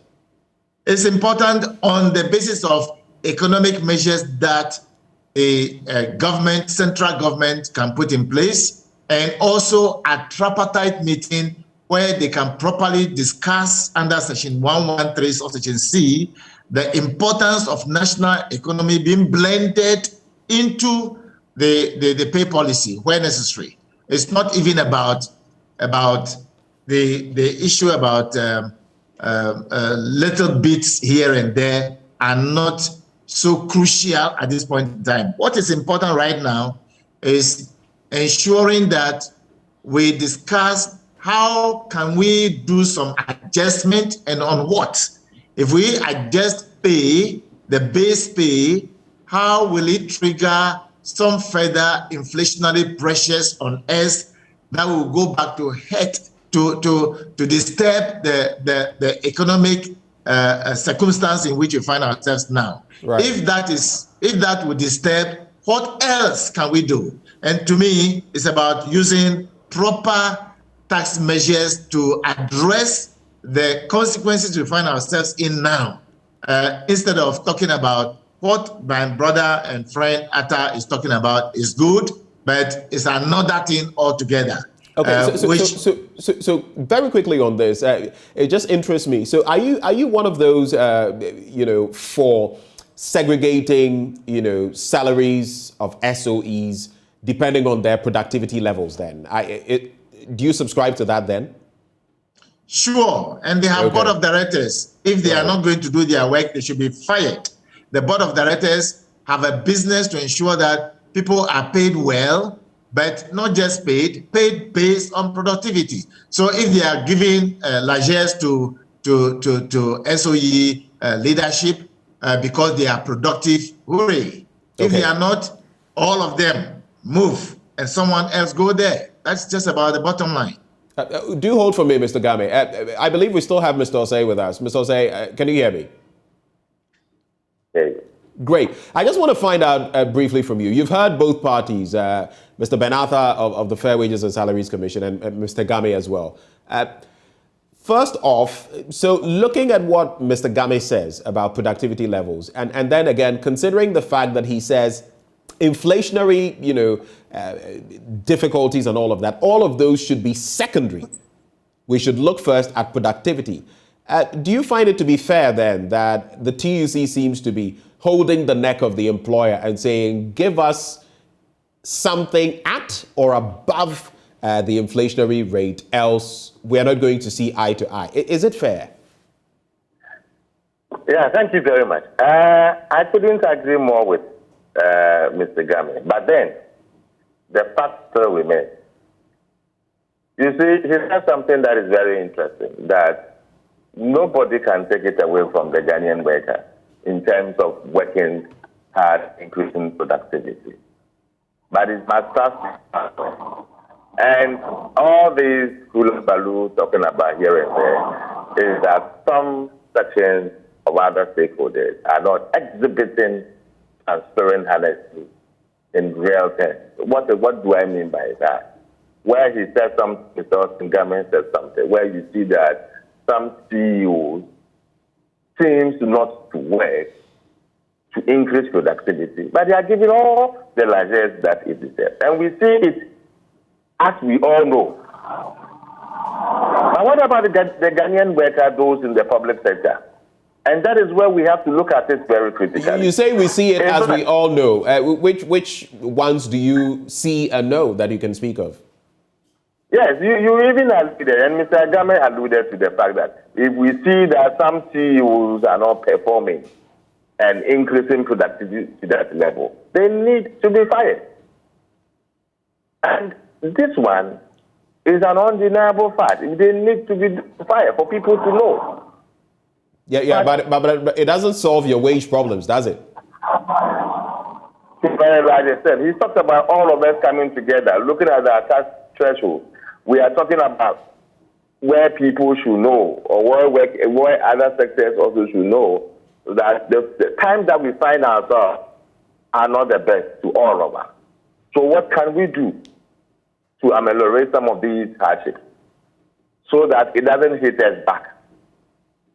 So if, for example, Mr. Atta talked about pay cut of 30%, blah, blah, blah. This 20% is somebody's about 20 years service in 20 years pay in active service. Can you imagine that? So it's something that we need very, very realistic. We need to say it at the end and to come together. Because other than that, that's rippling effect. All of us will find ourselves in that situation. And this country will be a very difficult place for all of us to very briefly, I want to go back to Mr. Arthur. So you say you're talking about being realistic. So asking for, increments or wages that meet the inflationary rate, is that realistic looking at our economic situation as a country? This is the economy. The economy, like again, it is very realistic. Very, very realistic so far as the workers' standpoint is concerned. Because honestly speaking, if you see the rate at which our disposable income is eroding at a very fast rate, then it tells you that today, for example, if you go to the market today, this very morning, even as we speak, to buy XY commodity, even not tomorrow, in a few hours' time you get there, the price has changed. And that is one thing that is very worrying. Okay. That is very worrying. So we all need to put our heads together and see the way forward. What can we do? Let's put our heads together with Engineer Ben Arthur, CEO of the Fair Wages and Salaries Commission. Now, you've heard the different parties. As we wrap the conversation. I'll just take brief thoughts from all of you. But for you, I want to find out what is being called for, 19.5%, nothing less than that, sticking it at the inflationary rate currently.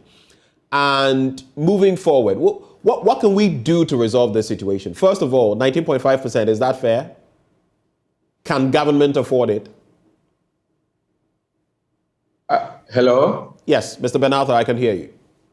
I must be very sincere with you, and this is not an attempt to snub you and our listeners. Any pay, as far as this country is concerned, has been premised, especially in the public sector, on the mechanisms of negotiation. So it will not be fair for me to sit here and say it is acceptable or not acceptable. But from where you sit, Mr. Ben-Arthur, respectfully, from where you sit, like the TEU, Deputy General Secretary just mentioned, Mr. Osei, if you have inflation pegged at a certain level, and if you're paying workers below that, definitely they cannot make ends meet. You may be compelling them to adopt what we call in this country ways and means to do certain things, which we know doesn't inure to the benefit of anybody. Is that not true? Well, that is not to answer. This is not an answer to the question that you had asked. You wanted to find out whether the figures that they had put there is acceptable or unacceptable. And I'm saying that there is a need for the parties to engage in negotiation, and that is the way forward. So it is an outcome of negotiation. There will definitely come the time that the parties will sit around the table and negotiate. So it will not be fair to both government and to organized labor and employers to say that whatever that anyone is proposing is fair or unfair. Okay, so let me couch my question in these terms. Is it possible, looking at our economic state, to meet what labor currently is calling for, almost 20% inflation? Is it possible? Is it an impossibility from what you know so far? When you look at our Article 36, it gives us a very key guide as to what must be done. And Mr. Osingame had mentioned that you must always look at productivity, you must look at ability to pay, and all the criteria that I had mentioned. And I'm sure in some few days to come, we will hear the outcome of our engagement. What I will ask organized labor to do for all of us is not to take an entrenched position at this very point in time, because in negotiation, you definitely may be taking and you may be giving up something. So we have to go to the negotiating table per Section 97 of the Labor Act in good faith, that we should be able to have an open mind about this and do this one peacefully, in good faith. It is not the interest of government that organized labor should not feel well. Neither is it in the interest of government to also do what will not be sustainable. So definitely we'll meet around the table and in good faith negotiate. And that is what I ask organized labor and the other tripartite partners to adhere to when we get engaged. Mr. Arthur, we are very grateful that you took the time to join us this morning. He is CEO of the Fair Wages and Salaries Commission. I'll wrap with Messrs. Game and Osei. Mr. Game, so what would be your wrap-up comments in less than a minute? What should the way forward be, touching on the inflationary rate and more? Thank you very much. I think that an honest inclusion, if you like, inclusivity, not only of the social partners, but we as stakeholders who are going to be footing the bill. Because at the end of the day, you and I will pay whatever adjustment, if it's made, not in a manner that is appropriate to prevent further inflationary trends and to prevent us from paying extra levies and so forth and so on. If they do that, we the stakeholders, I will not be happy, but we don't have anybody to talk for us, because I don't know whether our parliament will have the capacity to talk about this thing in a non-partisan manner. So I'm not too sure. And so let me use your platform to say it now, that any adjustment that will not be based on productivity, because our labor law is very clear, Section 98, subsection G, demands that we should pay people based on productivity. Right. I support the fact that they have to find ways and means of compensating us. And my take on this will be to use the tax threshold to put money not only in the pocket of just anybody, including the Kaya. Everybody must be supported, and the tax threshold is the way to go. Mr. Game, we are so grateful for your time, and once more, we commiserate with you on your loss. Thank you. Thank you. God bless. Thank you so much. Mr. Osei, maybe in some 30 seconds, your final thoughts on this as well. What are you hoping to see? Yeah, thank you so much. We will get there, and we will look at the facts that is available. And let me say this, nobody has taken any entrenched position. When you are negotiating, you look at the facts, and really that is available. And I believe that when we get there, we will find a solution to it.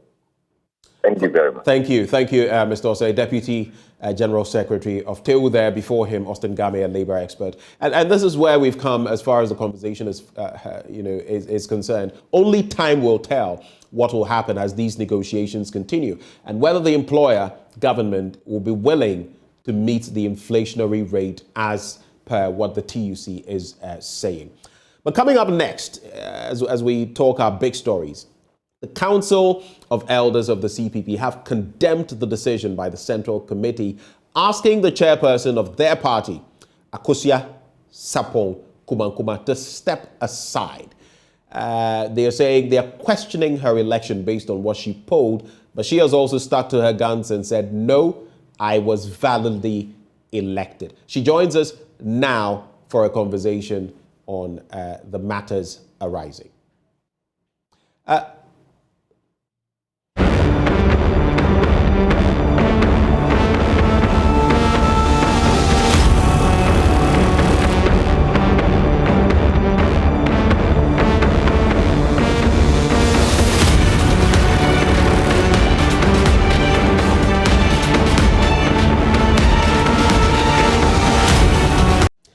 Well, we serve you our second big story. It has to do with the CPP and the internal wranglings that are going on. It's got all of us, interested and concerned. Well, fortunately, we have the chairperson here with us, Nana Frimpoma Sapong Kumankuma, chairperson of the CPP. Thank you for joining the conversation. Wonderful to have the opportunity. My very first question would simply be this. What is happening in the CPP? Today we hear this person has embezzled that amount of money. The next time we hear, oh, your election was not even valid. And a pot of so many other issues. Some people have supposedly been expelled and Nana Yajantua camp, and all of that. What is happening in the CPP? What you see in the CPP today, and like I said, thanks for the opportunity, and let me say hi to all the Nkrumah out there and all the die-hard CPP. I want to assure you that what is happening in the CPP today has always been going on since I can remember. And that is the reason why CPP got 0.001 in decimal points, you understand? And 0.1%. It's stress, that is the reason. You're referring to the last election, right? Yes. So 12,000, that is not a party. We need to do things differently. This problem you are seeing today has become a part of CPP, where whenever an election is mentioned, then you have this kind of quarrels. There's so many entrenched people in the party, outside especially, just the same way that Osagyefo was overthrown. The CIA influenced people within, and Osagyefo himself said, enemies within, who work with outside agencies or people who have a reason to not let CPP get up. So what you see today, the good news for everyone listening to me is that it has started early. It has started early enough. And so, because we are still 2.5 years away from the real election, Usually, these things happen like 6 months, 8 months, and then we end up in court. And by the time we realize, we are like 3 months, and then we never ever do anything. So you pick your candidate, whether it's a parliamentary candidate or the presidential candidate, is not able to send the message that really brings the freedom and the economic freedom to the people of this country. So they are never able to vote for us. But let me tell you something. The problems we are seeing today is because we don't want to do business as usual. What is the business as usual? Okay, so before you even talk about business as usual, you allege that, I mean, just as during the time of Nkrumah and he spoke about enemies within, you have enemies within now. Who are these enemies? No, they are not. They are faceless enemies. Faceless enemies? Yes. But so you see the impact of what they are doing, but you don't know who they are? For the purposes of this discussion here, I wouldn't want to mention names. So you know them? Oh, yes. But then I want us to work as a group. So we are going to work. Because sometimes people do and say things, they don't really understand what is happening. They think they're just fighting a cause. Because basically what we are fighting today, let me explain to the Ghanaians out there. The fight for us today is twofold. It's just two basic things. There was an election in 2020. We are in 2022. 5 months ago, that election was taken to court for 50+1. Meanwhile, before that election, there was a referendum. The referendum was done by the Council of Elders when they realized that they are going to set aside a lot of our constitution.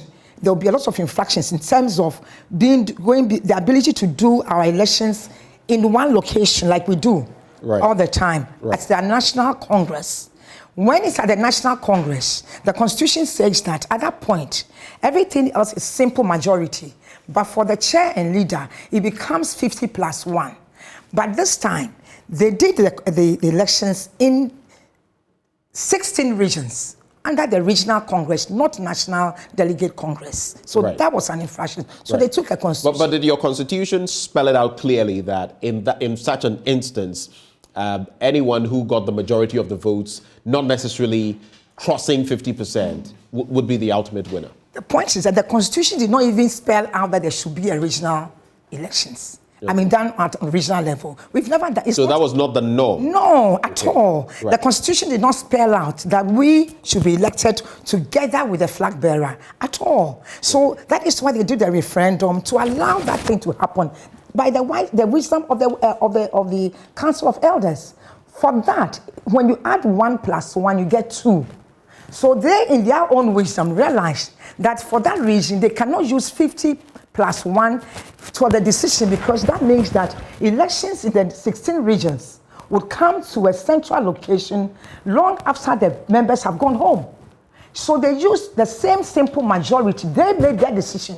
So when you say they, are you referring to who are the they? The National Executive Council? No, the Council of Elders. The Council of Elders, yes. I mean. They took the case from court 3 months before the election. Right. Therefore, decided to do the regional elections based on the situation of the COVID at that time. You understand? Which is not in our constitution. So it was based on prevalent conditions. Was this generally accepted by the leadership of the party? No. You don't need there was no leadership of the party. We were not leadership. No, I'm only asking that. I get the point you're making. There was no extant leadership. But whether prior leadership or apart from the Council of Elders, who else would have had to buy into this? Because now else wouldn't be facing these problems. No. The only group of people who have that power within as an organ in our constitution is the Council of Elders. They are the only group that comes to arbitration and then makes a decision in the supreme interest of the party. That is final. It's clearly stated in our And the Council of Elders has come out with a statement to back, let me wrap up here. In the 16 regions that they did, they decided to use simple majority. I got 10 regions. I won in 10 regions out of the 16, right. I got 240 more than the next person. It was a simple, clear winning majority. So within their wisdom, use that, because by the time they count, and I was fully elected, and with the EC mentioned my name, elected. It was done under Electoral Commission, not that some corner somewhere. You understand? So you can't just get up today without trying to use the same constitution, come and talk about 50+1. Did not talk about the fact that we did a thing in the regional, the fact that we did the executives and the flags together, and therefore the whole entire election then is flawed, including us and everybody else. But these people point to the fact that, yes, I mean, generally, in the past, you have always looked at a 50%, situation, above 50% situation. And now the Council of Elders, you admit that this is a novelty that was admitted by the Council of Elders. Absolutely. Maybe the Council of Elders, in accepting to go this way, put your party where you find yourselves now? Because there are core members who are disputing your there are no core chairmanship members of the CPP. No, sir, there are no core members. That's what I'm telling. This is 1.5 years we are sitting here. We don't run our own country.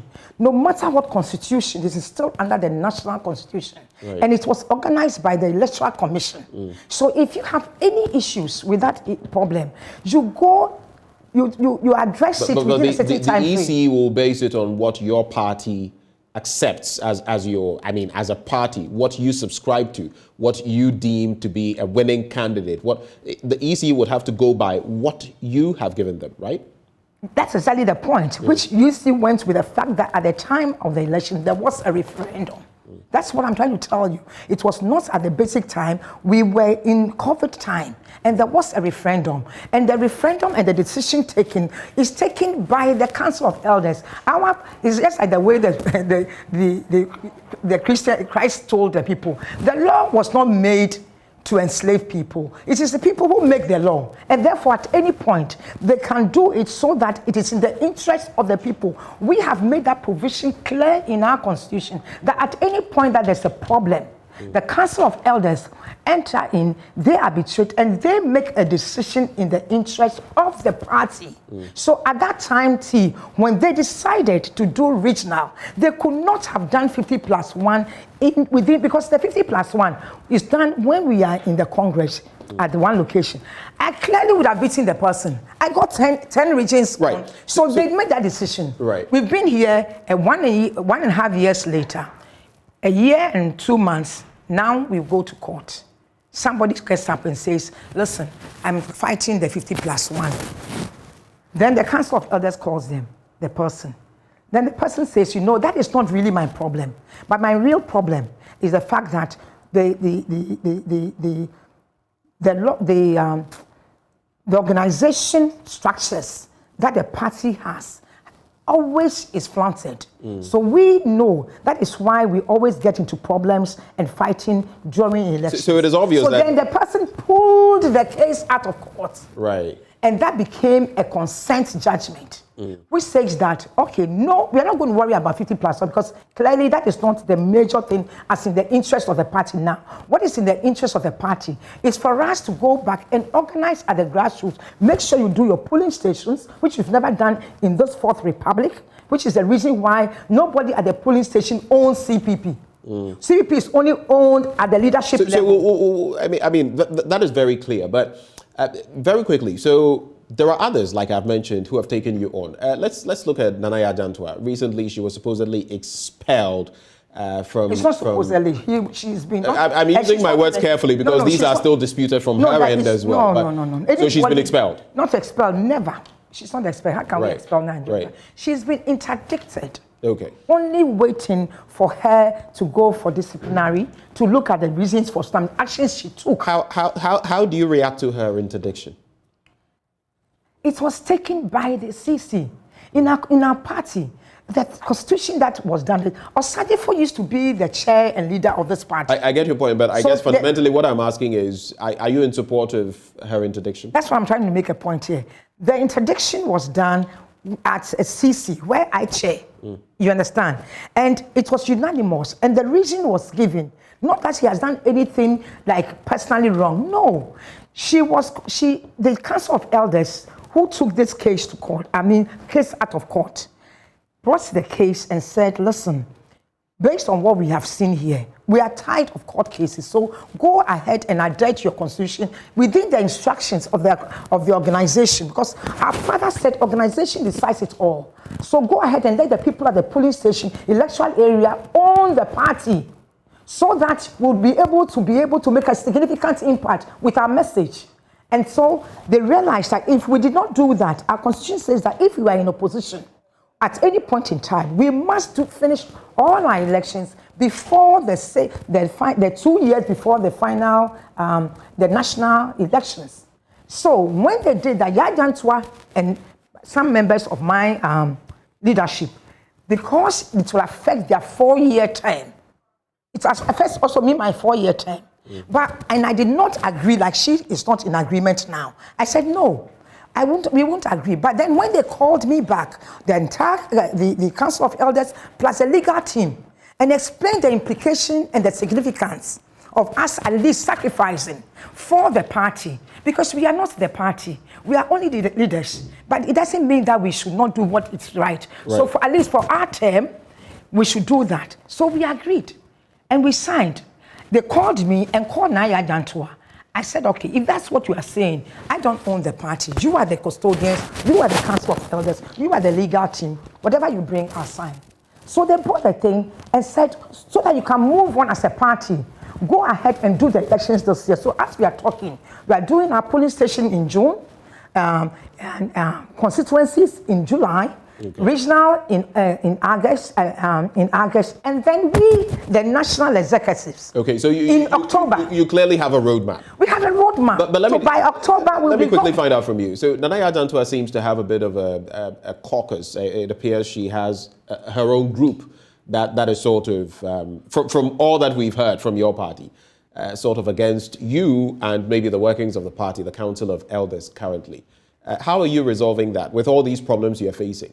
It's for me, the Council of Elders puts me where I am. Right. EC puts me where I am. The case is in court. They've taken it back to court.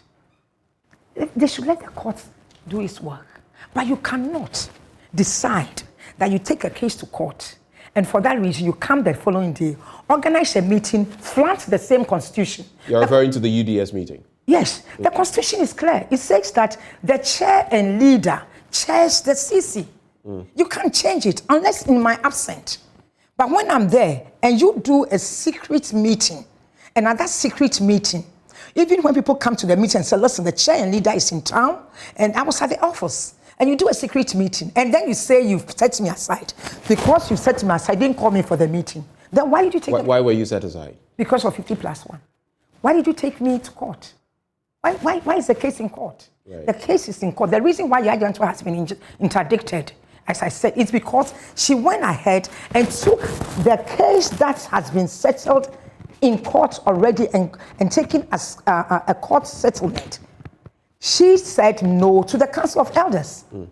And they took it back to court. So it's there. So why now come back and start another committee which is sort of parallel to, to overturn the actual committee that was chaired by the Central Committee, which was chaired and done according to So to conclude the conversation, let me just find out from you. How is the CPP? I'm sure some people look up to you and want you to, get the strength needed to maybe counter the parties that we often see in power, the NDC and the NPP. Looking at what is happening to you now, I don't see how that could be possible. Oh, absolutely. What is next? Apart from the roadmap with the elections that are coming up, how is the CPP going to get itself ready for 2020? Oh, yes. CPP, that's what I'm saying, that the good news to everybody listening to me, that this is the best time for CPP. And I want to assure the youth of this country and all the incrementists out there that we are not going to do business as usual anymore, where the CPP will be owned by some leadership only. And then by the time there's an election, we are always ending up in court and we don't get to the grassroots. This time, the CPP will be owned by the grassroots, by the polling station executives, by the polling electoral area executives, and properly constituted delegates. And CPP is going to work. And let me tell you something. Any change comes with issues. The good news is that it has come early enough. You will see, we will come together. By the time we come together, there will be a lot of time, 2 more years after the election, for us to build this party and take our message of welfare-based message to the people. The message that brings accommodation, gives employment, brings wealth to the nation. We'll be able to discuss properly how we stop borrowing and rather create wealth within the country. All right. The policy and the roadmap is with the CPP. Okay. We brought independence and we will work out. Just before you go, and this fighting is not right, only with CPP. Right. Have you seen the cutlasses and arms that has been cut with people's leg lying in the constituencies in the MPP and NDC, MPP elections? Right. But they are in power. So I don't want people to trivialize it and make it look like because CPP has an issue. That's no. We have an issue, we would overcome it. We have Council of Elders, they are the custodians of this party, they would intervene and do what is right. All of us are qualified. Are you still willing to stand as flag bearer of the party? At the appropriate time, if we do it right. People have called on you in the past. You have sat on other shows with me and showed interest. That's what I'm saying. If we do the right thing, which we are doing, otherwise, what's the point? I'm not here to just. So it's a yes. You'll go for it. I'll go for it when the polling stations and electoral areas have the power. I don't want to have the power. I want the power to be with the constituents. I want to make sure that CPP comes to power and be able to address the concerns and the needs of this nation. Thank you, Nana, for joining the conversation. Ever ferocious when it comes to the discussions. This has been Nana Frimpoma Sapon Kumankuma, chairperson of the CPP. They are embroiled in some issues, but as she is saying, it's cool running and they are going to sort matters out. Coming up next, Agatha Roxon, internship coordinator, joins us together with Dr. Linda Day, Academic Affairs Director. I'm talking about Webster University. They're up next on the AM show. Do stay.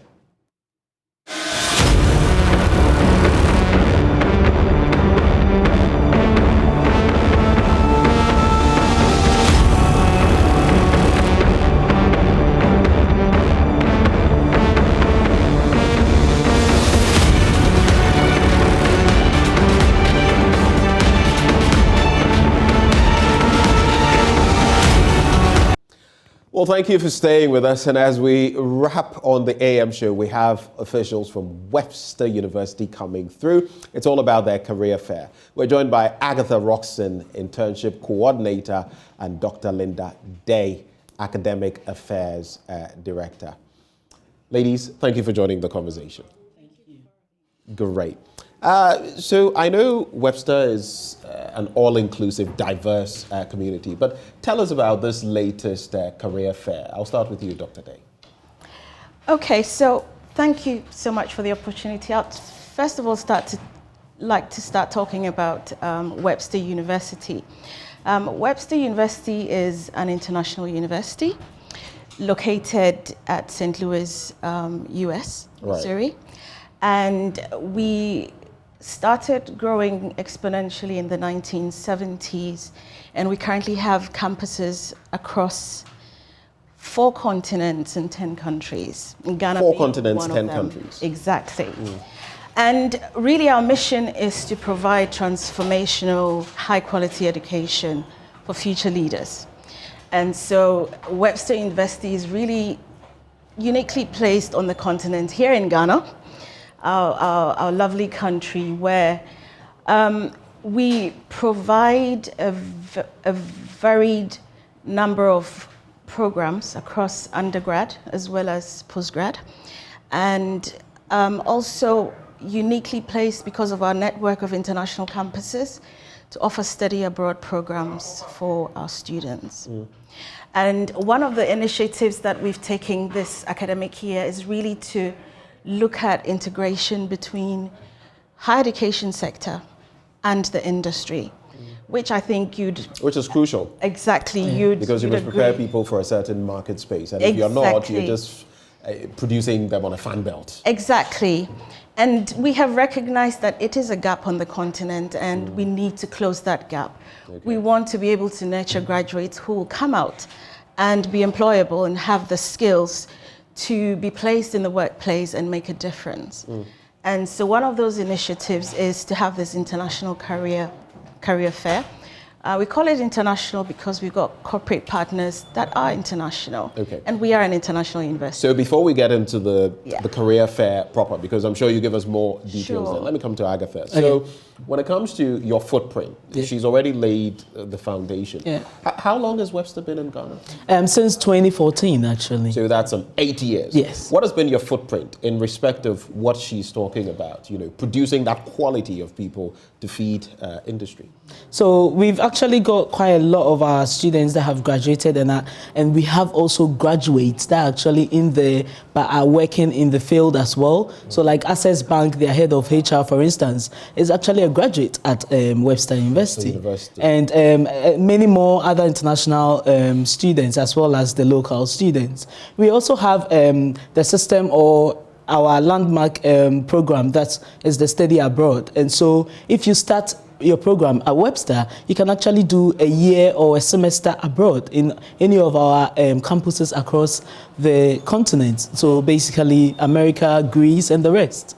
And I've actually got one of my students who is going on a study abroad this semester to Greece. So those opportunities are also available? So, yes, absolutely. That is our landmark. Right. So you speak about this international career fair, and I'm being cautious to add the international to it because that's how you have couched it. It comes off on Thursday the 28th. Yes. Tell us a bit more about this fair and what we can expect from it. Okay. So I use the word international very loosely, but also intentionally because it is part of our international identity as a university. Right. We have corporate partnerships with our parent company, with our parent campus as well, which we can tap into. The purpose of this career fair on Thursday, the 28th of April, is really to create a platform where our corporate partners as well as our students will get an opportunity, a safe opportunity to have conversations. We want our students to understand what the industry looks like and what the job opportunities in the industry are. And secondly, we want our students to also understand the skill set that is required. We talk to make it out there in the job market. Exactly. Right. So outside of our technical and competency skills, which you're expecting that any graduate will come out of a 4-year program with, or in the case of grad, a year and a half, we're also expecting them to have some soft skills, which I think sometimes we do ignore. And at Webster University, we want to enhance on that. So what are the transferable skills? What are the softer skills that one can have and go into a workplace with a growth mindset and make change within that workplace? I also think you want to talk about that.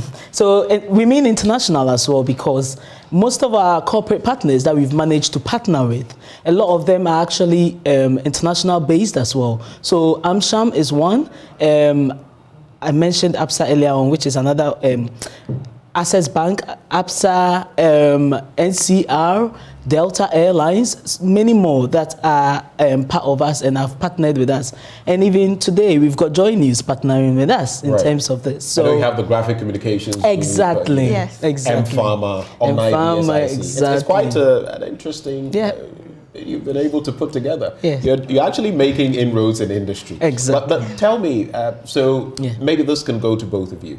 Post this career fair, what are your expectations? What are you hoping to achieve by organizing this fair? Okay, so, I can take it first. Yes, so we currently, and that's what Agatha's been working so tirelessly on, where we currently have up to 36 internship slots available for students to take that opportunity.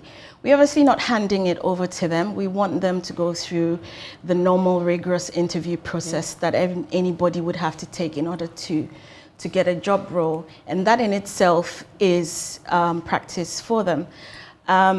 Any student from second year upwards has that opportunity to take it, but our first year students can also take the non-credit version. So we have two versions. internship for credit, which has an academic credit attached to it, which is up to 16 weeks.